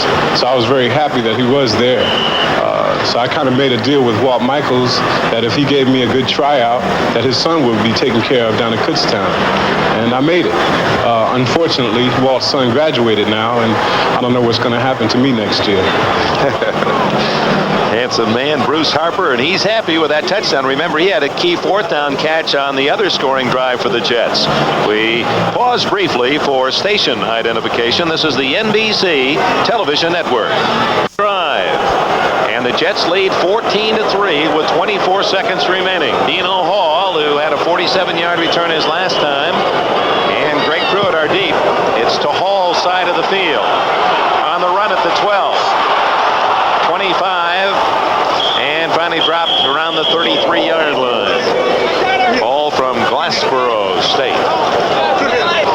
20 seconds left for the Browns and Brian Sipe to try to get a quick score. Remember, they have but 1 timeout remaining. Now, Richard Todd, a pair of touchdown throws, and he continues that plus mark, passes over interceptions. 23 now against only 11 intercepts. That's better than a 2-to-1 ratio and places him up high on the NFL pass rating list. On the ground, Mike Pruitt. Fans don't like the fact that the Browns don't gamble on a long pass. Marty Lyons made the tackle. Sam Rutigliano, whether he's undefeated or looking for his first win, Rutigliano truly is an unflappable coach. He takes his team to the locker room trailing by 11. We're at the intermission. The Jets looking to the playoffs. Down to 32 degrees and the wind gusts 15 to 20 miles an hour. Sam Rutigliano's Browns able to manage but a field goal in the first half. And Walt Michaels getting a couple of touchdown throws from Richard Todd. One to Lamb Jones and the other to Bruce Harper. The halftime statistics. The Jets, after a slow start, out rushing and out passing the Browns. Total yards 195 to 137. Turnovers 2-to-1. Time of possession almost exactly even. Jets more opportunistic, and particularly in the second quarter through the air. And New York will get the ball first here in the second half. The Jets close out their season next weekend at Shea against the Green Bay Packers. And perhaps that will be a matchup of two of the hottest teams down the stretch, as the Packers, with that great passing tandem, receiving tandem of Jefferson and Lofton, coming into their own and pulling off big wins against the Lions and Minnesota the last couple of weeks. And they, too, fighting for a playoff spot. Brian Sipe and Richard Todd, the opposing quarterbacks, tuned up, and we're set to go. Don't forget, tomorrow another full schedule of games here on NBC, with NFL 81 kicking off our coverage at 12:30 Eastern Time. Cox to kick off. Bruce Harper and Kurt Sohn of Fordham are deep. Sohn on the far side. Some of the folks apparently heading for home after the intermission. 60,000 plus tickets sold, but we would guess maybe about 35,000 here in the stadium at the moment. Beautiful kick, end over end to Harper, 1 yard deep. To the 20, the 30, and a great return out to the 39-yard line, and a flag goes down. They'll tack on 15 more yards for a late hit. So the Jets come out, an excellent return by Harper. Dino Hall made the tackle, and they felt somebody came in late, and they'll tack on 15 yards. Right in front of Sam Rutigliano. So the Jets will open this third quarter in excellent field position. Rutigliano, 49 years of age, in his fourth year with the Browns. He's only the fifth head coach in Cleveland history. Personal foul, unnecessary roughness, number 48 on the defense, first down. The injured official, Leo Miles, back spasms. The x-rays were okay. He's going to be all right. We're pleased to report after colliding with some athletes in the first half. Down to the 43-yard line goes Tom Newton of the New York Jets. Henry Bradley made the tackle after a short gain of 3. Richard Todd, Freeman McNeil, and Tom Newton, the backfield for the Jets. Jones, Gaffney, and Barkham, the receivers. And the offensive line, Ward, Rasmussen, Fields, Alexander, and Powell.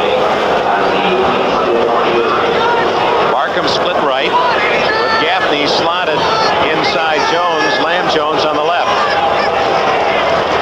Durking just into the lineup, gets to the 42-yard line, short yardage. Robert L. Jackson from Texas A&M made the tackle. For the Browns defensively, Thomas Brown for the injured Marshall Harris at left end, Henry Bradley in the middle, and the veteran Alzado on the right side. Don Good, Robert L. Jackson, Dick Ambrose, and Clay Matthews. He had an interception in the first half. Ron Bolton and Hanford Dixon at the corners. Tom Darden is now playing free safety for Autry Beeman and Clarence Scott at strong safety.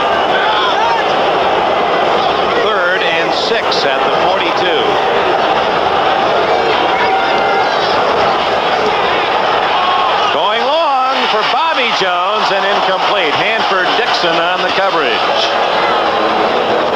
So the Jets will have to give up the ball as the punting team comes on. And Chuck Ramsey, who had a long first half in his punts, and last of which was just 17 yards.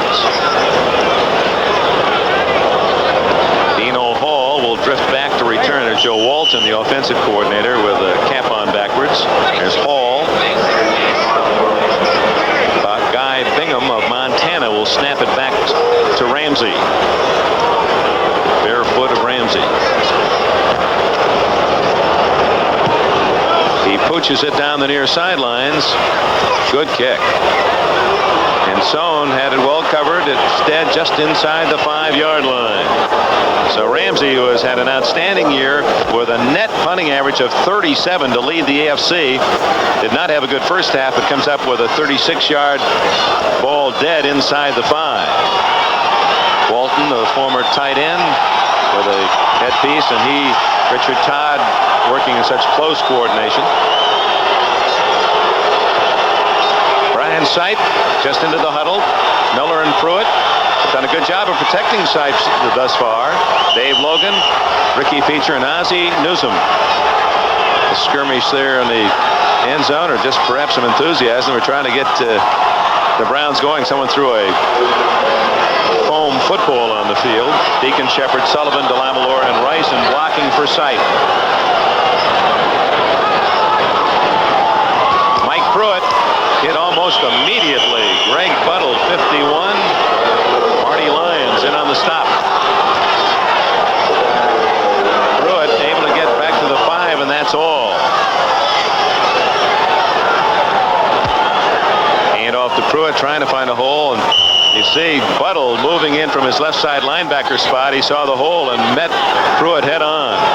Good play by Buttle. His father is a FBI agent, and in college sang the barbershop quartet was the bass. Pruitt has only 25 yards in this game. From his own end zone, going for Rucker. Incomplete. Broken up on the far side by Jesse Johnson and almost up for grabs. Doug Deacon, he's battling Joe Klecko today. The number 73 Deacon of the Browns has gone through an injury-plagued season. He enumerated just some of them. So far this year, I've had an arthritic condition in my knee caused by bone spurs. I've had a sprained ankle. I've had 2 cracked ribs. And I've had a mild concussion, so I can't remember most of the rest of the injuries. So that is basically what's happened to me all year long. Deacon said he had so many x-rays that when he walks into the kitchen, he turns on the microwaves. He's named the NFL Man of the Year for Cleveland this year. He's quite a quality person. Sipe trying to run it out. The first down at the 17-yard line.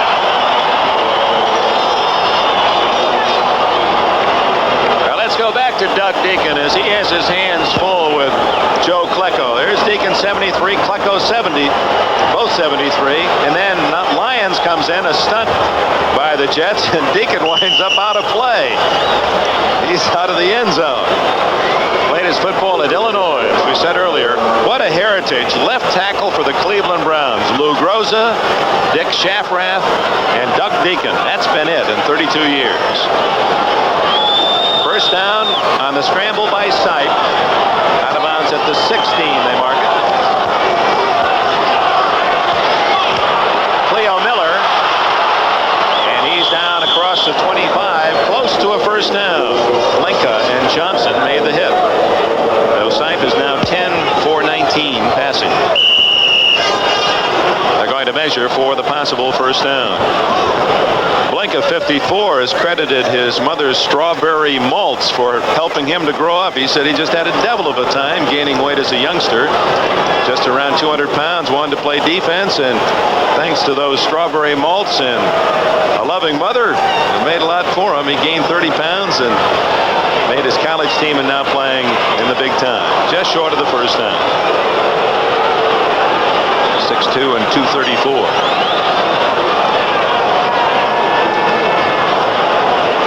Browns were 11 11-5 last year, and on this field in the playoffs, who will ever forget? Certainly not that man. With time running out, Brian Sipe trying to get a touchdown in the end zone from the 12-yard line. Oakland intercepted, and it was the Raiders who went on to the Super Bowl when the Browns could not kick a field goal, and because of that, did not try deep in Oakland territory. Pruitt, I don't know. Well, he struggles forward. Actually, Lions had him stopped short of the first down mark, but Pruitt able to skid ahead, and it looks as if he does have the first down at the 27-yard line. Yes. Marty Lyons, number 93, making that last tackle. You picture him in high school at 6'5" and 260 as a baseball pitcher. Once struck out 23 men in one game. Just on, he'd be halfway to the plate before he released the ball. First down play. Incomplete. Right off the chest of Mike Pruitt. Pruitt, who has 59 catches this year, second on the club, and last year he set a Cleveland record with 63. Out of the backfield, both teams using their backs on this slick field. Sipe looking him off. Boy, can't hit him in a better spot. And by the time he tried to make the juggling catch, a couple of Jets had jarred him away. And one of those Jets, Marty Lyons, is slow getting up.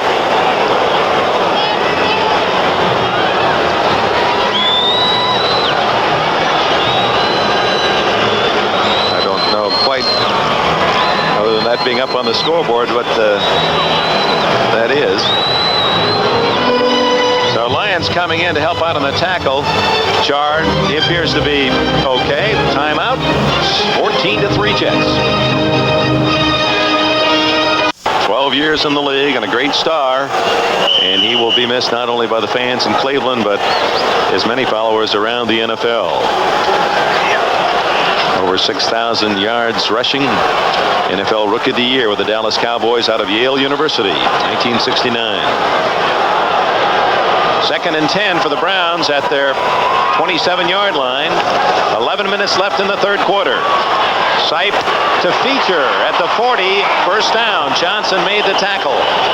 Ricky Feature, his first catch of the day. 13 yards for him. Mark Gastineau, number 99, defensive left end. Let's watch him as he works against 63, Cody Rison. Can't get to Sipe. Well, you can see his strength. And now he's saying, hey, there's a penalty flag. And he is right. Gastineau, as animated as any player in the game. Number 60. Cody Rison trying to check Gastineau, ticketed with the foul. Gastineau at 6'5" and 276. A year ago, he went in an off-season weight program, gained 25 pounds, and yet had a 2% loss in body fat, so that was all muscle.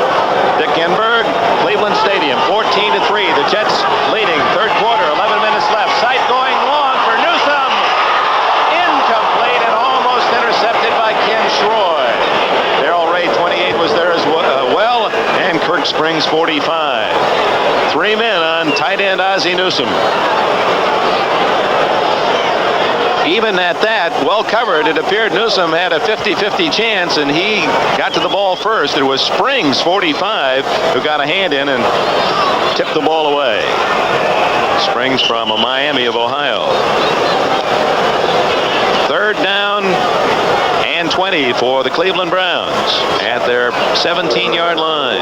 All the scoring came in the second quarter. The Jets on a touchdown pass that culminated an 80-yard drive. Richard Todd to Lamb Jones, 28 yards, and an 87-yard drive finished with a Todd to Bruce Harper 7-yard pass. Matt Barr's 26-yard field goal, the only scoring for Cleveland. The Browns 5-9 on the year.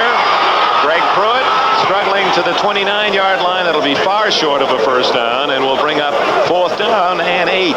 Kirk Springs made the tackle for New York. punting team comes on. Steve Cox, who is averaging 43 yards a kick on the season. He was the NCAA punting champion last year at Arkansas. He is 7th in the entire NFL, and he kicks to that outstanding all-purpose back Bruce Harper at the 34 of New York. 10 men on the line of scrimmage for the Jets.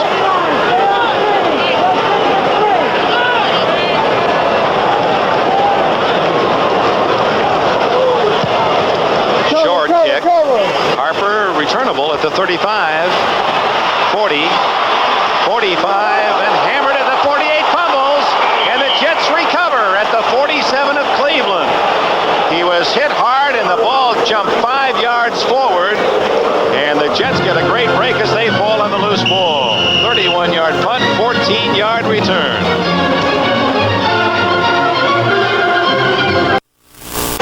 Cleveland Municipal Stadium, the scene, and we're trying to make telephonic contact with our buddy Merlin Olsen in Southern California.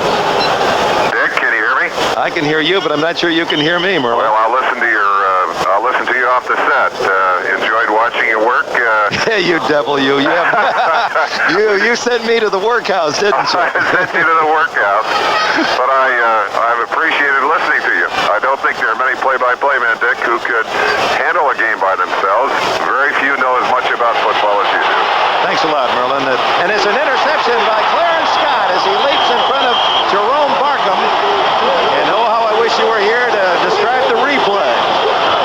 Well, I can't do that, but I certainly would like to pass along season's greetings to all of our NBC crew and all the fine people who have watched us throughout the year.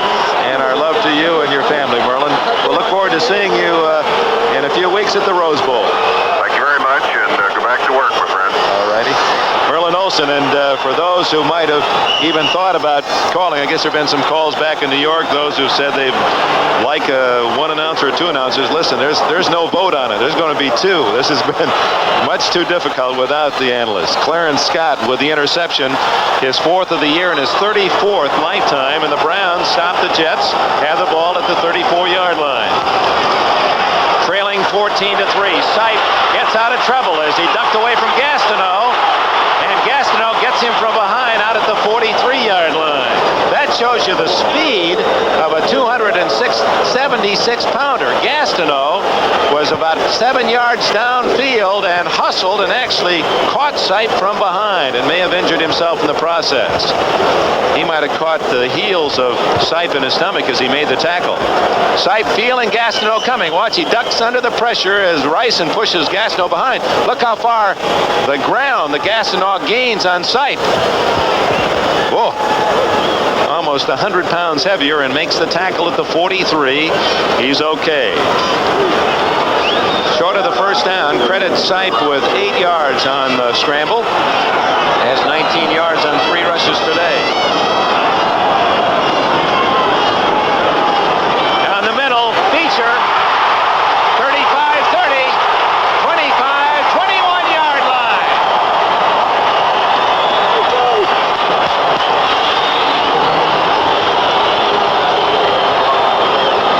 36 yards, Sipe to Ricky Beecher, the 6-year veteran from Mississippi Valley. And the Browns' longest gain of the day puts them at the Jet 21. Beecher goes out, and Greg Pruitt comes in. Sipe with a play-action fake and a great throw down the middle. You saw the defensive linebacker Buttle fell down, and Ray had trouble keeping his footing, and that allowed Beecher with good speed to sprint to the 21-yard line. 8:38 remaining third quarter. It's 14-3 New York. Sipe to Rucker, and an excellent play by Jesse Johnson. Rucker trying to shield the defender away from the ball, and Johnson, in his second year from Colorado, made an excellent play. Without interfering and still timing his move to reach in front and with a right hand batted away. Saving 6 for the Jets. Johnson in the lineup. He's basically a safety and having to play at a corner because of the injuries to Bobby Jackson and Donald Dykes at that left corner spot. Feature right, Newsom slot right, Logan to the left.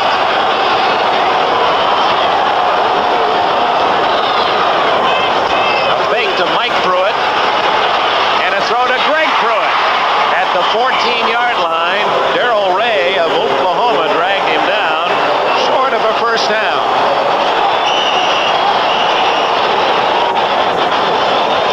They need to get the ball to the 11-yard line for a first down. And a flag is down back at the 5-yard line. A personal foul, face mask against the Jets.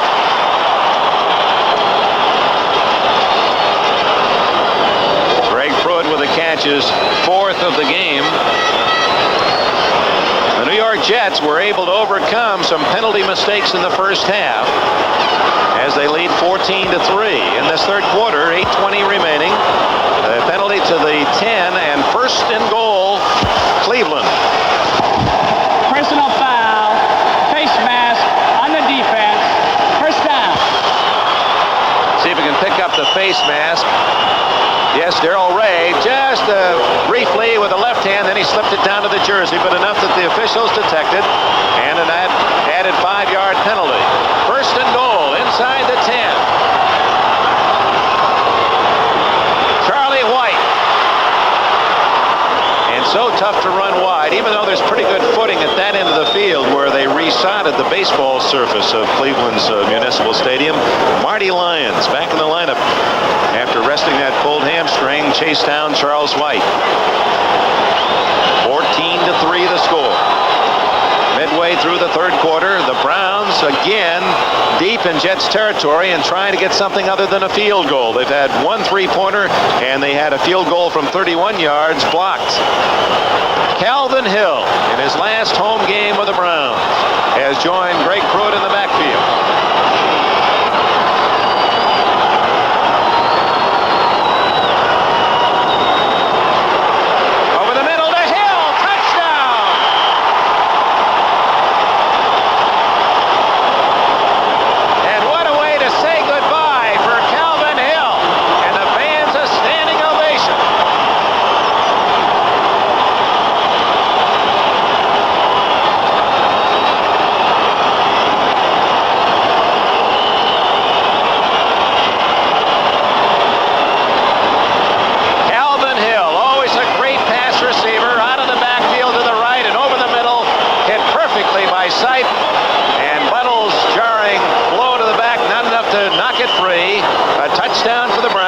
First of the game, and Matt Barr, an extra point try out of the hold of Paul McDonald.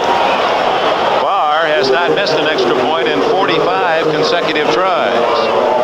That was Hill's first touchdown catch of this season.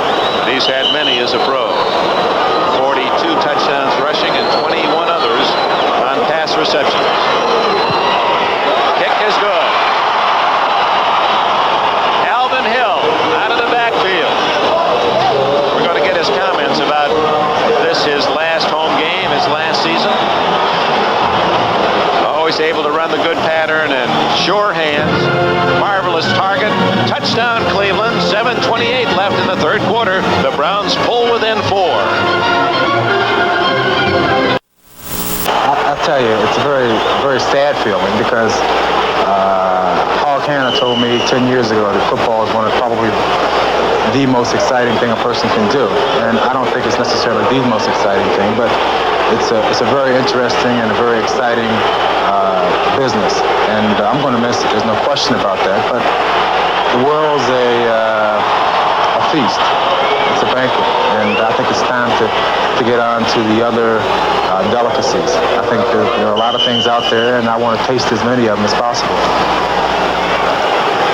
Nicely said. The world's a feast, a banquet, and I want to taste some of the other delicacies. Calvin Hill, some say he can do just about anything he wants. Said to us that he'd like to be involved in the front office in the National Football League. Maybe it'll be politics, maybe broadcasting. Interesting, he still wears that Yale varsity letter. Durkin got 3 on first down, and now Tom Newton carries on second down out to the 29-yard line. That'll bring up third down. The New York Jets currently in third place. place in the AFC East. Miami in first place by a half game over Buffalo, and Buffalo leading the Jets by a half game. If Miami and Buffalo do not tie in their final game, if they do not tie and the Jets win their last two, the Jets will get a wild card spot. But right now, they're in a dogfight with Cleveland, and the Browns, with some momentum, have pulled to 14-10.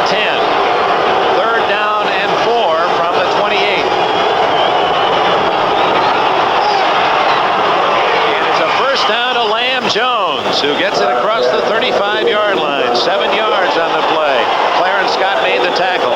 And for Jones, his fourth catch, this is his highest total in a game this year. Coming inside, and then that quickie over the middle. With his speed and the respect that defensive back has to give him, that pattern has to be almost impossible to cover unless you have help from a linebacker. So Jones, with the injury to Wesley Walker, coming through for New York today. 4 catches, including a touchdown. From the 36-yard line. 5 minutes left, third quarter.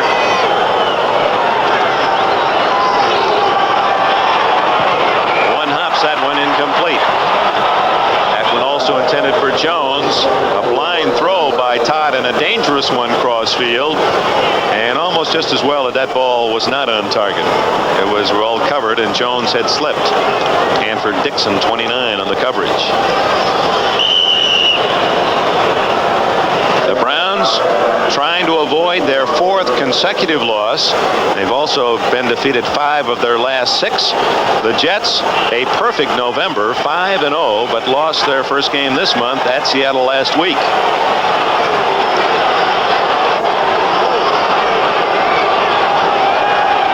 Durking on a draw. That play's worked all day, and he's dumped at the 42-yard line, about 4 yards short of a first down by Dick Ambrose, the middle linebacker from Virginia. Durking, such a quality back and a good man to have in a club. He's not one of those heralded runners. He's not going to sprint away from a lot of people, but good bread and butter back. Gets you the short yardage. A little quicker than a lot of people. A lot of people give him credit. From the 42-yard line. Third down and 4.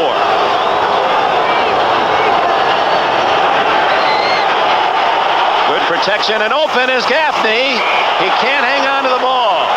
Broken up by number 29, Hanford Dixon. So the rookie from Southern Mississippi makes another solid play. And look at those Browns. You would think they were 9-5 instead of 5-9. Back to return for Sam Rutigliano is Dino Hall as the Jets forced into punt formation. He's at the 17. Chuck Ramsey will deliver from around the 33.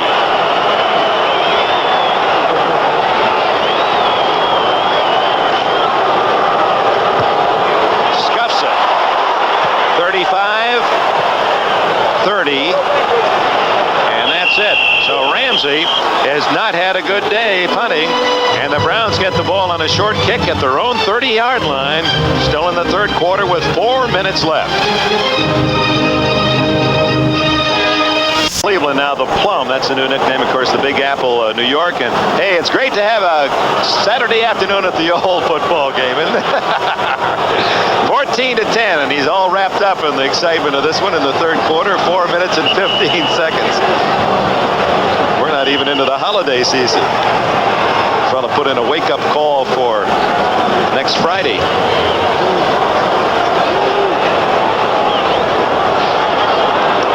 The Cleveland Browns, 14-10 deficit, but Brian Sipe whipped them on a 65-yard drive in just 2 minutes the last time he had possession. And he's back to throw. In trouble and escapes. Incomplete to Greg Pruitt. Abdul Salam was the man pressuring Sipe, but Sipe quick of foot to elude Salam's second sack. He's the only man with a sack by the exchange today. It's been a bear market for that front four.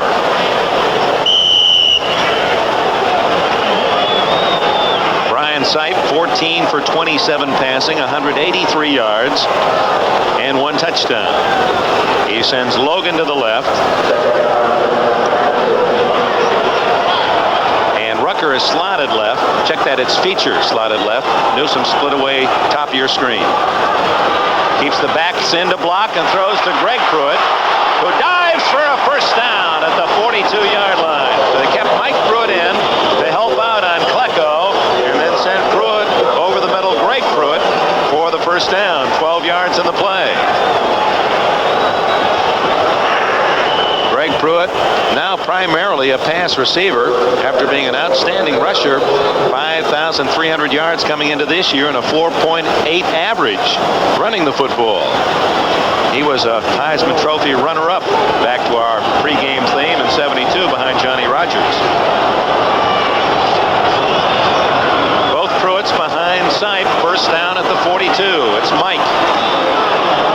And he's not been able to buy much yards up the middle. The interior defense of the Jets is tough. Lincoln, Crosby, Salam, and Lyons, the tackles, all there. So the ball is spotted at the 44. 3:05 left in the third quarter. Second down, 8. Number 71, Matt Miller, into the offensive line for Cleveland. And with a play from Sam Rutigliano, as Doug Deacon, who's just suffered through a series of injuries, he's not been healthy all year long, comes out.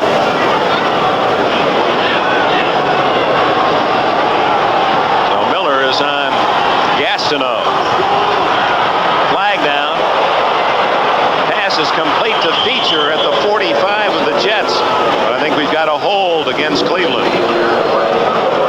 Oh, it's a personal foul face mask against the Browns. So one of those linemen, in making their initial two-handed charge into the defensive player, apparently getting up into the face mask.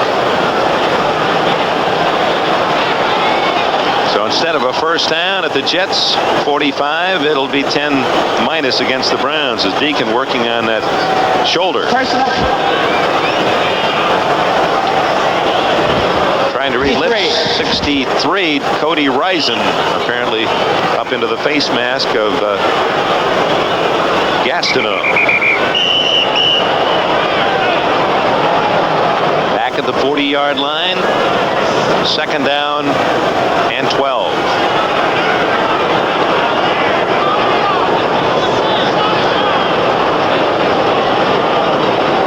Browns again have never lost to the Jets. 6-0 in their matches in the past. The last 3 years have beaten them. 2 of those were in overtime, and all 3 Browns wins were by 3 points. A touchdown in this situation would put them ahead by 3. Sipe, 32 years of age, at the controls. Second and 12. Sends Pruitt, Greg in the pattern, and then throws complete to Newsome at the 49-yard line. For Newsome, that is his 67th catch this year. That's a Cleveland record. When he caught his first pass today, it broke Mike Pruitt's mark of last season. 67 receptions for Ozzie Newsome. He is now in the Cleveland record book. Crosby and Schroy made the tackle of the former Bama All-American. In his 4th year, he and Kellen Winslow are regarded as the prototype of the tight end of the 80s. McDonald Oden, second tight end, comes in on 3rd and less than a yard at the 49. Toss to Mike Pruitt. I don't think he made it. He just did get his nose on the Jet side of the 50, and Stan Blinka, 54. Abdul Salam made the stop. It's 4th down. And the game is close at 14-10. And Sam Rutigliano, to the chagrin of the fans here, apparently is not going to go for it. While some of the fans, some of the writers, reporters may be critical of Rutigliano this year, you don't find that from his players. We'll offer you some of that evidence when a moment provides itself. This team really loves its head coach. Harper alone at the Jets 13. Fox is going to punt. Short kick. The 20. And a Jets bounce to the 24. Both men have had trouble kicking the ball today on that soft Municipal Stadium turf. 25 yards on that effort. Giant horseshoe refrigerator on banks of Lake Erie, Cleveland Stadium. Temperature down below freezing. The Jets have the ball and a 14-10 lead. 43 seconds left in the third quarter. Newton and Durking behind Richard Todd. It's Newton. Dropped for a loss at the 22-yard line. Robert L. Jackson made the play. Jackson, a very enthusiastic hitter. Stonewall was the number 2 tackler last year. Had 3 sacks and a couple of interceptions. He's had to be cooled down emotionally by his coach Rutigliano because sometimes he gets so wrapped up that he's been guilty of overzealous hitting and penalties. And at mid-year was scolded by his coach and told that he had to stop being penalized or he's going to sit on the sidelines. 2nd and 11, 2 seconds, 1 second, and that is the end of the third quarter. So the Jets will have time to think about that 2nd and 11 play call. The end of the third period in Cleveland. We'll be right back after these messages from your local station. Heritage of this great football franchise, the Cleveland Browns. There are their Hall of Famers: Brown, Graham, Motley, another Brown, Rosa, Lavelli, Ford, Willis, many other outstanding stars there featured. That's the all-time Cleveland Brown team. After 3 periods, the statistics. Now the Browns have moved ahead in possession and in yardage and in passing yardage. And Brian Sipe, counterpart, Richard Todd to throw. Has a man open. It's Bruce Harper. And he's out of bounds right at the 41-yard line, they mark it. And Harper again comes up with a big play, an 18-yard gain. High school friend of star John Travolta. And Bruce Harper's had the spotlight on him these last 2 years. He gets himself open deep and out of bounds on the sidelines to stop the clock. First play of the fourth quarter. First down at the 41-yard line. Durking brought down, and for a moment appeared he was about to lose the football. Robert L. Jackson, 56, dragging Scott Durking down at the 40-yard line, a loss of 1. It'll be 2nd down and 11. Clarence Scott, number 22. We talked about the love that these players have for their coach, Sam Rutigliano. If we have a chance after the next play, we're going to give you just one of the comments about Rutigliano from his players. It's 2nd and 11. Passing situation for Todd. He sends Barkham left, Lamb Jones, and Gaffney slotted right. Instead up the middle to Newton, who plows to the 44, where it's 3rd and 7. Here's Clarence Scott, the veteran from Kansas State, and his feelings about his head coach. Coaches have a tendency to look down on players and think that you really have to overpower players to get out of them what it is you want to get out of them.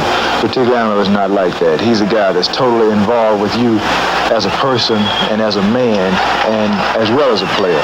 And he tries to get your playing ability out of you by relating to you as a person and as a man. The respect of Clarence Scott for Sam Rutigliano, and that was echoed time and time again as we chatted to these Browns yesterday. An unsportsmanlike penalty has been called against the Jets. 15 big ones.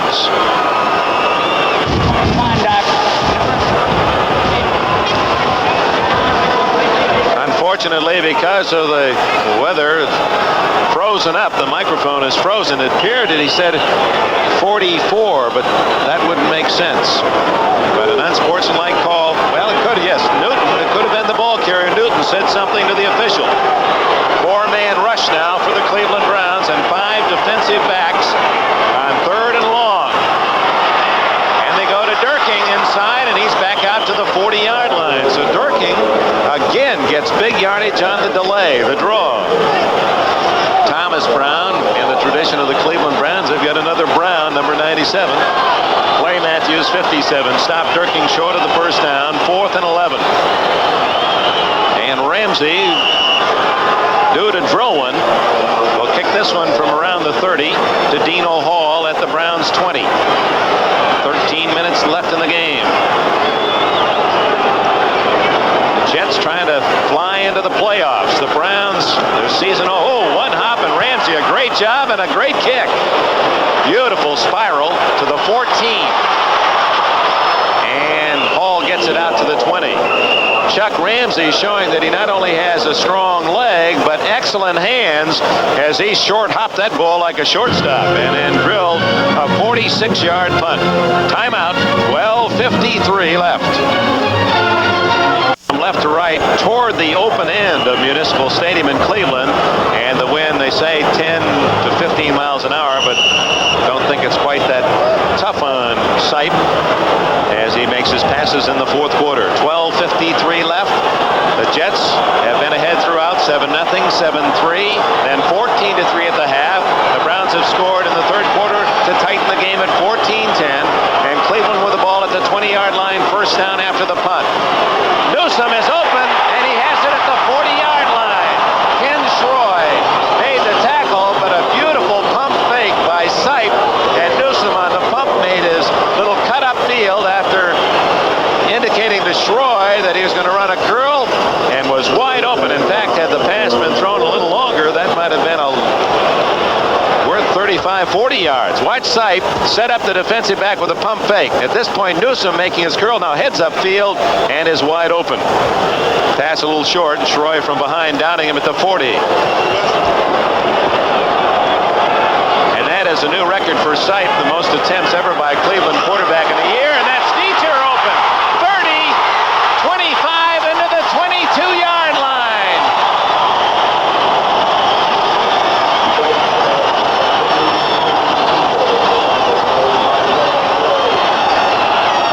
Ricky Feature wide open, and Sipe with a perfect throw, and the Browns are deep in Jets territory. 38 yards.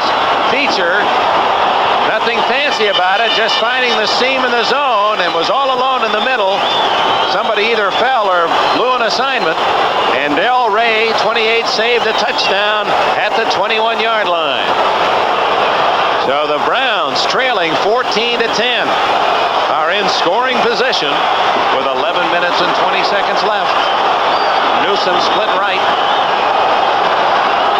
Pruitt and Miller behind, and it's Mike Pruitt to the 15-yard line.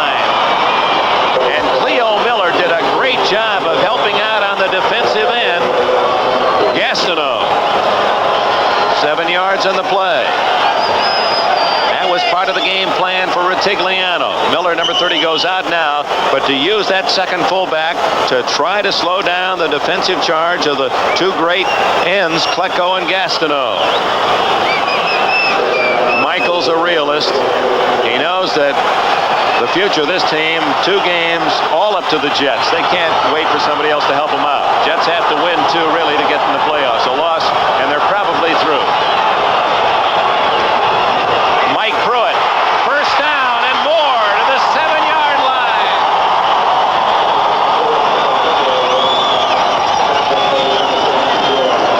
Ken Schroy, 48, made the tackle. Mike Pruitt, who has been held in check all day, rips off 10 yards and a first down at the 6-yard line. He's had another banner year. Slow starting after a number 1 pick out of Purdue in 76, but the last 3 years, 1,000 yards on each occasion. And he had his best game in his last one against Houston, 155 yards. It's first and goal at the 6. Mike Pruitt got a couple. Looks as if he stopped at the 4-yard line. Up the middle behind the blocks of Sullivan, the center for the injured Tom DeLeon, and the guards, Delamalure and Shepard.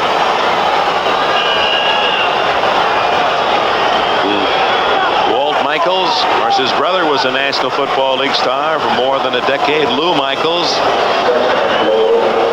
defensive player and also left-footed place kicker.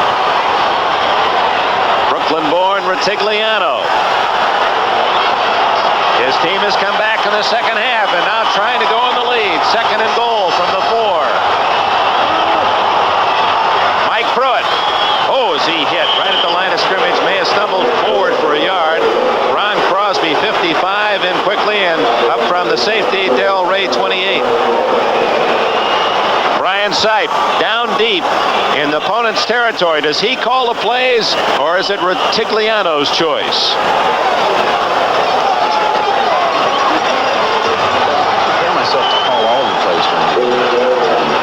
We do have a situation where in the short yardage and goal line, when the extra blocking personnel comes in and we get into the tight formation on 3rd down and a yard or down in the scoring zone, when those plays come from the bench, that was a policy that we established a long time ago. And whether that play was called by Sipe or Rutigliano, it's incomplete to Logan in the end zone and well covered by Jesse Johnson. He's earning his spurs today. Second-year man from Colorado. Sipe unhappy, so are the fans. They wanted the Browns to go for a touchdown, but the field goal unit comes on. 4th and goal. Let's see that play again as Johnson. That's the second time today he's been able to reach in at the last moment and deflect the pass away in the end zone. Barr, a short 20-yard attempt. And it's right down the middle. So Cleveland settles for 3, and with a timeout, 8:23 remaining in the game, the New York Jets, a good goal line stand. They're able to stop the Browns outside the end zone, but their lead is down to 1. Jesse Johnson has come up with some big plays, playing at a strange position cornerback, and here's one of them just getting there in time to bat it away from Dave Logan. Johnson was kidding me. He said, well, I know you're working alone today, but I had a little experience out at the NBC station in Denver this past year. He said, from long range, I'll be your color man, your analyst, and by his performance, he's come through today. He's got a sister who's also an outstanding athlete, a star collegiate volleyball player. Down to 1 point, the Jets lead. And an onside kick. No, they faked the onside kick and hit it deep to Harper. Harper running right. That's where all the Browns were. And he stopped at the 27-yard line. Tackle made by Dino Hall. A little surprised that with all the Browns on the left on the fake, that Harper didn't elect to come back to the left side, but they had already called the return to the right, and the Browns had guessed correctly. So they had their strength on the same side that the Jets had called their return. Now the Jets have lost momentum here in the second half, and their lead, once 14-3, is down to a single point as they've been outscored 10-0 since the intermission. Todd comes out throwing, and a great catch by Jones right off the top of the grass. Lamb Jones' 5th reception in his best day of the year.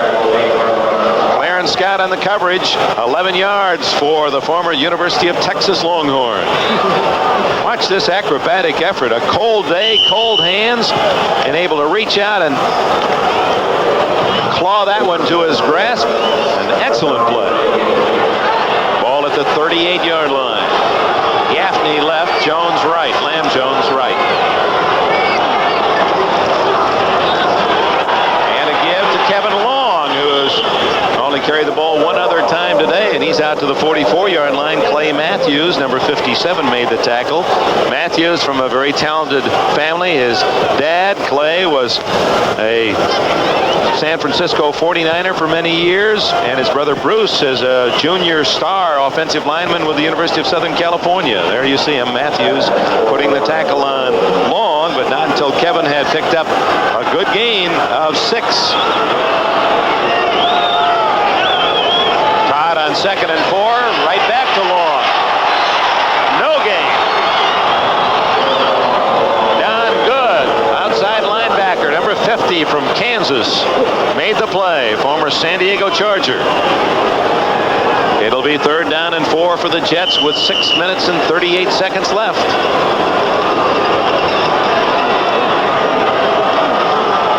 Browns come on with their short yardage defense, bringing a couple of extra defensive linemen. The veteran Jerry Shirk is in there, 12th year, Oklahoma State.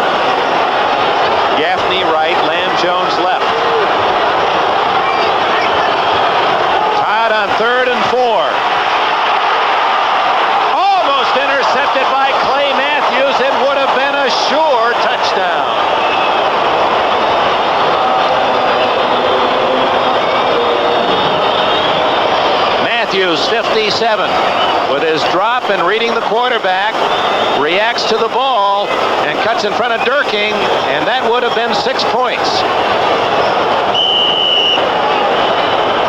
Inside linebacker in college and adjusting to the outside has had a big season. So the Browns trailing by 1, apparently about to get the ball again. Dino Hall back at his 16, another low snap and another poor kick by Ramsey. He's had his worst day of the year, and the Browns have the ball at their 28-yard line.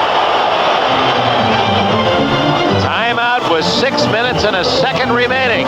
And the New York Jets, will they be able to fight off the Browns and win here in Cleveland today? Their lead is just 1, and that was a 27-yard punt.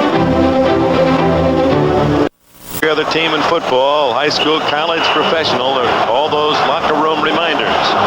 Ryan Sipe, who's had a big second half, is 19 for 32. He's established a new Cleveland record, most attempts in a season. He's around 560 for the year. He's closing in on 300 yards today, and his team trails the Jets 14-13. A short kick, another by Ramsey, and the Browns have the ball at their own 28-yard line. That's Newsome split left, Logan and Feature to the right. Here's Feature in motion. And down goes Sipe. Abdul Salam, the defensive tackle, and that is the second sack today by the NFL leaders, both by Salam. Gastineau and Klecko lead the league with 18 apiece, but Salam has both traps of the quarterback today. He played his football near here at Kent State under the Larry Falk, his name then. Changed it to Abdul Salam, soldier of peace in Arabic. College teammate of Jack Lambert at Kent State. 11 yards on that sack, and a big one for the Jets. Second down, 21. Sipe in a pass situation. The Jets loosen that deep defense.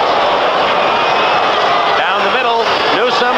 Did he come up with it? No.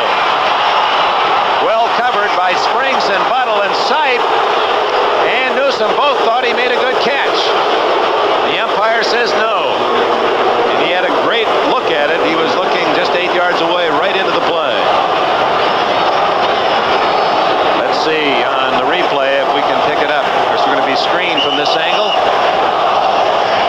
Newsome going down. He seems to have the ball there, but we can't see what's happening underneath him, whether or not he might have rolled over the ball. Another angle. Tough call and tough to tell. We have all those 7 cameras, but sometimes even the brilliance of Larry Cirillo and Ted Nathanson in producing and directing. Sometimes even the brilliance of Larry Cirillo and Ted Nathanson in producing and directing, you can't always get the camera in the right spot. Third and long. Out of the backfield to Miller. But the Jets had that one read well, and he stopped at the 25-yard line, far short of the first down. 8 yards in the play. Sipe goes out. And Steve Cox and the punting team comes on with 5 minutes exactly remaining. Clock is running. Now the Jets would love nothing more than to get the football and keep it on the ground, chew up the clock, perhaps add to their 14-13 lead.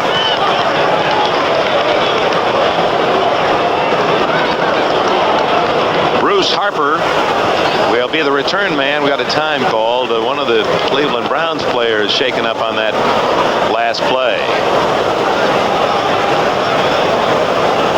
Might have been Deacon again. No, it was number 79, Jerry Sullivan. Sullivan being helped off the field. Does not appear to be anything serious. Sullivan, the 8-year veteran from the University of Illinois.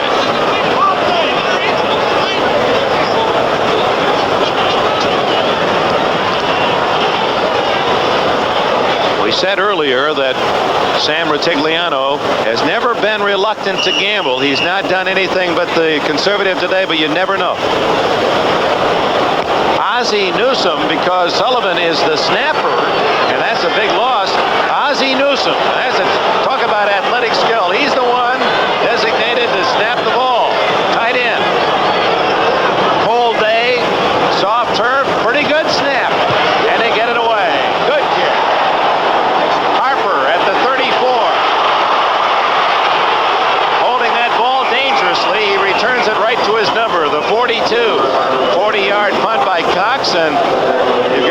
And Ozzie Newsome with a good snap. That's just a good athlete. Little low, but he got the ball there. 4 minutes and 25 seconds remaining in the game, and the Jets have the ball at their 42-yard line. Look at Ozzie. That's the part that'll make him a tight end in a hurry. He kept his head down, and he almost got it pushed right back into his shoulder pads. This is why coaches have a tough time getting volunteers to be the snapper. Keep your head down and pray they don't hit you too hard. Ozzie Newsome, he'll be happy when Jerry Sullivan's back in to assume that role. 4:25 left. The Jets have the ball and a tenuous 14-13 lead. Todd throwing for 2 touchdowns in the first half, and that's been it. Durkee. Clay Matthews from behind got to him first. At the 45-yard line, a gain of about 3. Ambrose also in on the stop. And Lyle Alzado.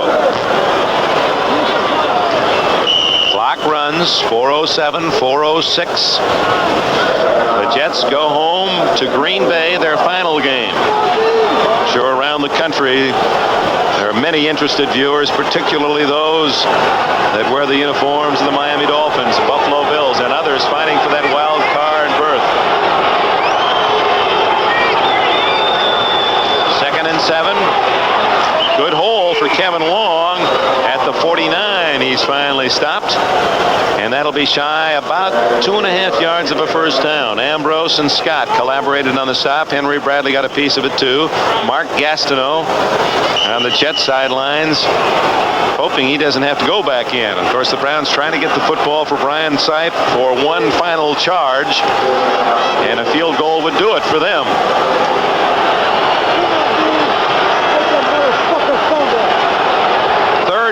More than 2. 4 defensive linemen for the Browns, an 8-man front. Durkee, leading rusher for the Jets, and he's got a first down, and what an effort. Scott Durkee, contact made at the 50, and the 220-pound running back out of Purdue refused to be brought down. And he's playing with injuries on a team that has suffered more than its share this year. Watch this second effort again. Durkee following the block of Kevin Long and Randy Rasmussen, but he's hit right there at the 50, and he just takes Tom Darden and says, "You're not going to bring me down until I have the first down at the 46. 61 yards to top all rushers today. And the clock runs at the 2:23 mark. That was a big first down. God using plenty of time. Gives to Long, and he's got some running room. And a first down at the 32 of Cleveland. Tom Darden made the tackle, and that will probably take it down to the 2-minute warning. Joe Klecko, 73. Mark Gastineau, 99. Did not have a sack today. Their teammate Abdul Salam had a pair, and the Jets defense has held the Browns to 13, and that may be enough. For with just 2 minutes left, the Jets have the ball and a big 1-point advantage. New York Jets, a couple of big first downs and trying to run out the clock. 2 minutes left and lead the Cleveland Browns 14-13. Have a first down at the Cleveland 32-yard line. Walt Michaels' club losing only 2 times in the last 11 games. They had a tie with Miami and the 2 losses to Seattle after dropping their first 3 games to start the year. I want to thank so many people, minus the invaluable Merlin Olsen today, that have filled in and in the booth. Pete Halvin, John Betchko, our spotters, Don Drabus, John Wag, Gary Schulich, all for their help, and of course all our technicians and cameramen and production crew. It's an experience that I hope will be a one-time only.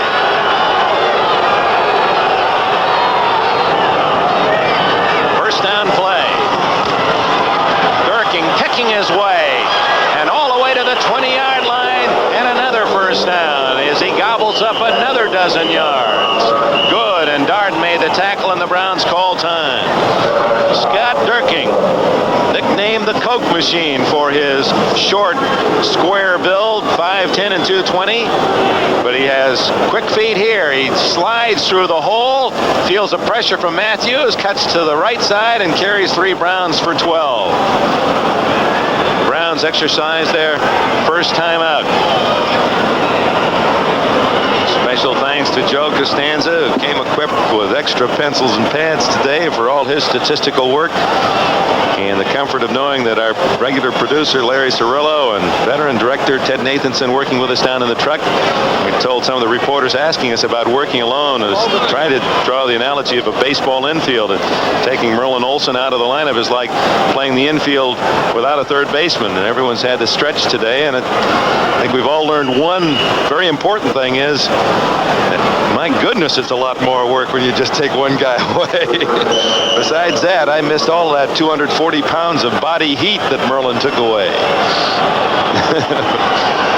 At the 20-yard line, the Jets with 1:50 left. First down. Durking again. And this time he swallowed up in a sea of Brown and immediate timeout at the 19-yard line.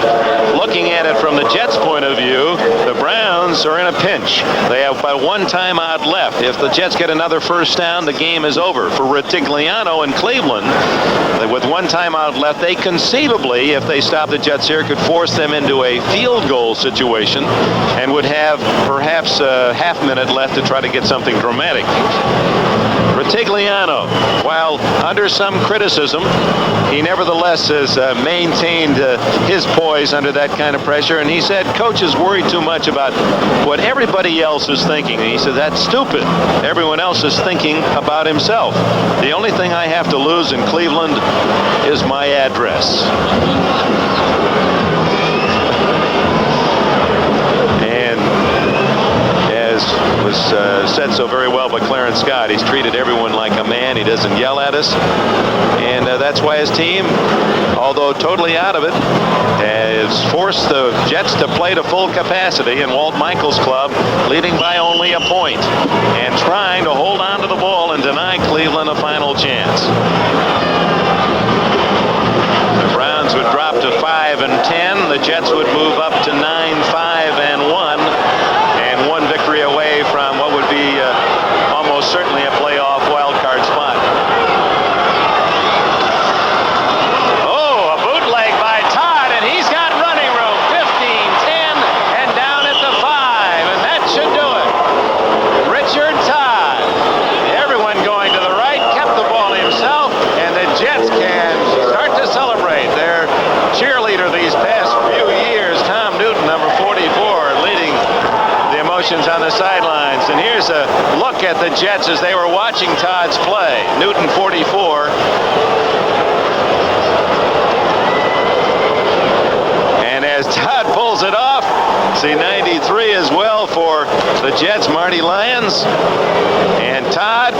And if the Jets win it, they'll move up to 9-5-1. The Browns have used their last timeout with 1:32 left.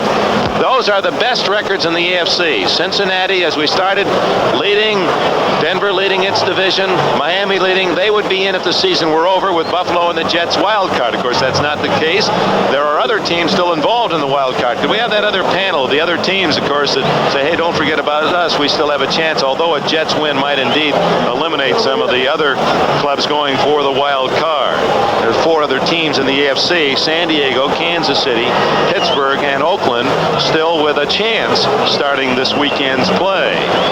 Pittsburgh with a very important assignment tomorrow against the Cincinnati Bengals at home at Riverfront Stadium, and that'll be one of our key games here on NBC. The Jets have stayed on the ground 7 plays and have eaten up the clock and have a 1st and goal, and now it's Todd just sitting on the ball, and it'll be an exercise of a couple of more snaps, and this one will be over. Walt Michaels making certain, as he points to the clock, that no chances are taken. 30 seconds between plays. Sam Rutigliano gave his opponents a good test today. Miami has to play tomorrow at Kansas City, another big game here for NBC Sports, and then finish at home against Buffalo. Buffalo at New England tomorrow. Patriots in the same role that the Browns had today here against the Jets, trying to upset the apple cart, and then at Miami in a crucial finale. And the Jets finish at home against Green Bay, but the Jets have taken one of the big steps this afternoon toward the playoffs in beating the Browns. Cincinnati at Pittsburgh tomorrow, and then play at Atlanta. And those are two tough final games for the Bengals. Pittsburgh has to finish at Houston, a team, of course, that has its own special rivalry with the Steelers. Denver, Seattle, then at Chicago. San Diego, 2 tough games. Tampa Bay at home against Oakland, and Kansas City, Miami, and at Minnesota. 10 seconds left. The New York Jets and Cleveland Browns bid farewell at this juncture of the 1981 season. Walt Michaels' team has beaten Sam Ratigliano's Browns. The final score here at Municipal Stadium in cold Cleveland, Ohio. The Jets 14, the Browns 13. In a moment, we'll continue to review the action of today's game.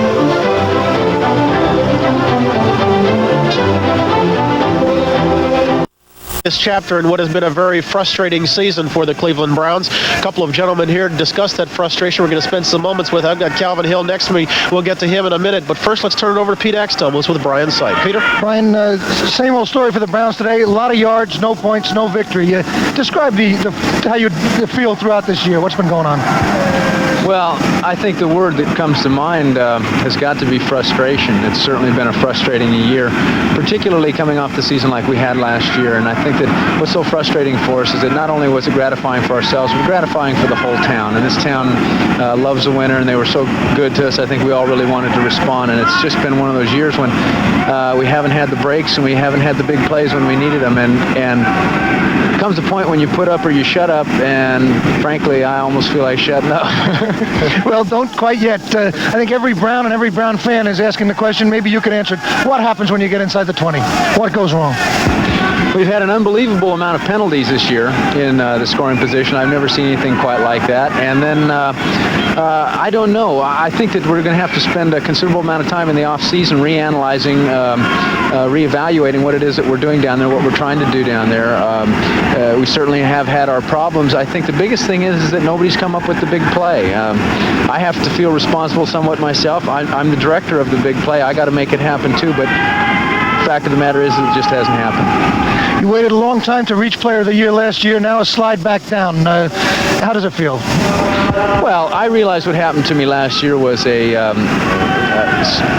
collective award. I mean, we had a tremendous amount of I had a tremendous amount of cooperation with the team last year, and I think anybody that's had that award realizes that the people around them were doing some pretty great things. So it's kind of tough for all of us, but it's certainly nothing that you expect to win year after year. I'm just happy that I had it. Sam reminded me a couple weeks ago that nobody can take it away from me, so I can still smile when we talk about it. But right now, that's not what's important. What was important was winning this game today, but more importantly, getting things right so that when we start the season next year, it'll be right. Okay, Brian, thanks very much for stopping to talk to us. Brian? Okay, Peter, you know, the word class, I think, oftentimes dealing with people in this league is a bit overworked, and so I'm going to use it one more time, but also add that I am standing with a gentleman of great dignity, a man that's been admired around this league for a long time, and now is stepping aside. And Calvin Hill, as you step aside, what thoughts do you leave with? Well, just it's been a beautiful experience. I've been fortunate enough to play for some of the great coaches, Tom Landry, George Allen, and ending up here in Cleveland with Sam. And it's been a delightful. Are you satisfied with the life, with the way it has gone? Well, ideally, I'd like to be announcing my retirement in Pontiac, but other than that, I can't complain. I mean, I would have liked to have won this game. But I've been luckier than a lot of players. Does the winning and the losing still measure as heavily in your mind as it did when you were a youngster out of Yale? I think so. I think the key to a football game is to go in and analyze and try to figure out what went wrong. and then to correct it, and then next week to benefit from that correction. And so, it's always a learning experience that, and the learning shows the next week. And so it's a great game. And, I've been fortunate to play 12 years in the NFL. I've been to the Super Bowls, and I can't complain. I really can't complain. Calvin, you're a tremendous gentleman. You'll have a ton of opportunities when you leave, and I don't know if Don Omar wants me to do this, but we'd love to have you come to see us. Thank you. We're going to step aside. We'll be back right after this. Loser, their record drops now to 5-10. The Jets move to 9-5-1. They come up a winner. Final score 14-13. It was really a sloppy ball game throughout the first half, but Todd DeHarper in a 4th and 3 situation kept the drive alive when the ball game was still scoreless. The play covered 7 yards.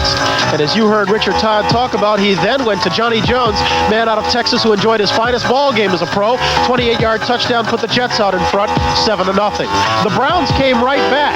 Dino Hall took the ball at his goal line, brought it back to midfield, a 50-yard return. But as has been the case all year long, the Browns could not push the ball in from close, and Matt Barr, 26-yard field goal was all they came away with.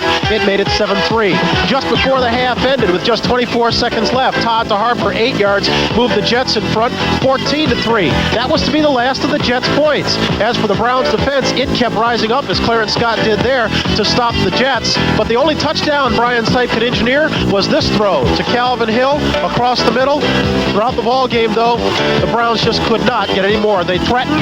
This pass to Ricky Peacher got them close, but after getting a 1st and goal set up at the 6-yard line, they once again had to settle for a field goal from Matt Barr. It was a case of a missed opportunity, and once that opportunity went by the board, so did the Browns' chances for a victory. And so it's been a busy day, but I think instead of doing our usual credits, I will defer that honor to my man, Dick Enberg. Take it away, Richard. Ryan, thank you very much. One of the things I miss most about not having Merlin Olsen here was just, I don't like to go to a movie alone or to any game alone, and I miss that personal relationship, and we'll look forward to being with him again soon. Final score 14-13, thanks to all the NFL 81 game, and thanks to our very special list of composers who provided the music for our telecast today. Coordinating producer of football, Ted Nathanson. The executive producer of NBC Sports is Don Ohlmeyer. Today's telecast was produced by Larry Cirillo, directed by Ted Nathanson. NFL 81 was produced by David Neal and directed by Bob Levy. Technical director Bill Toby. Associate producers Michael Hadley. Associate director John Libretto and David Hoffman.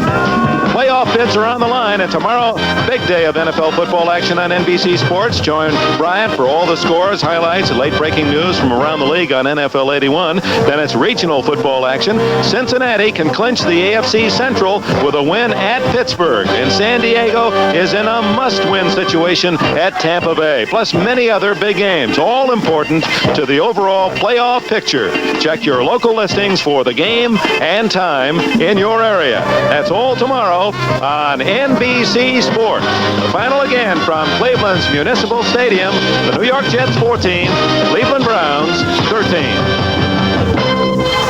This has been a presentation of NBC Sports, the leader in innovation.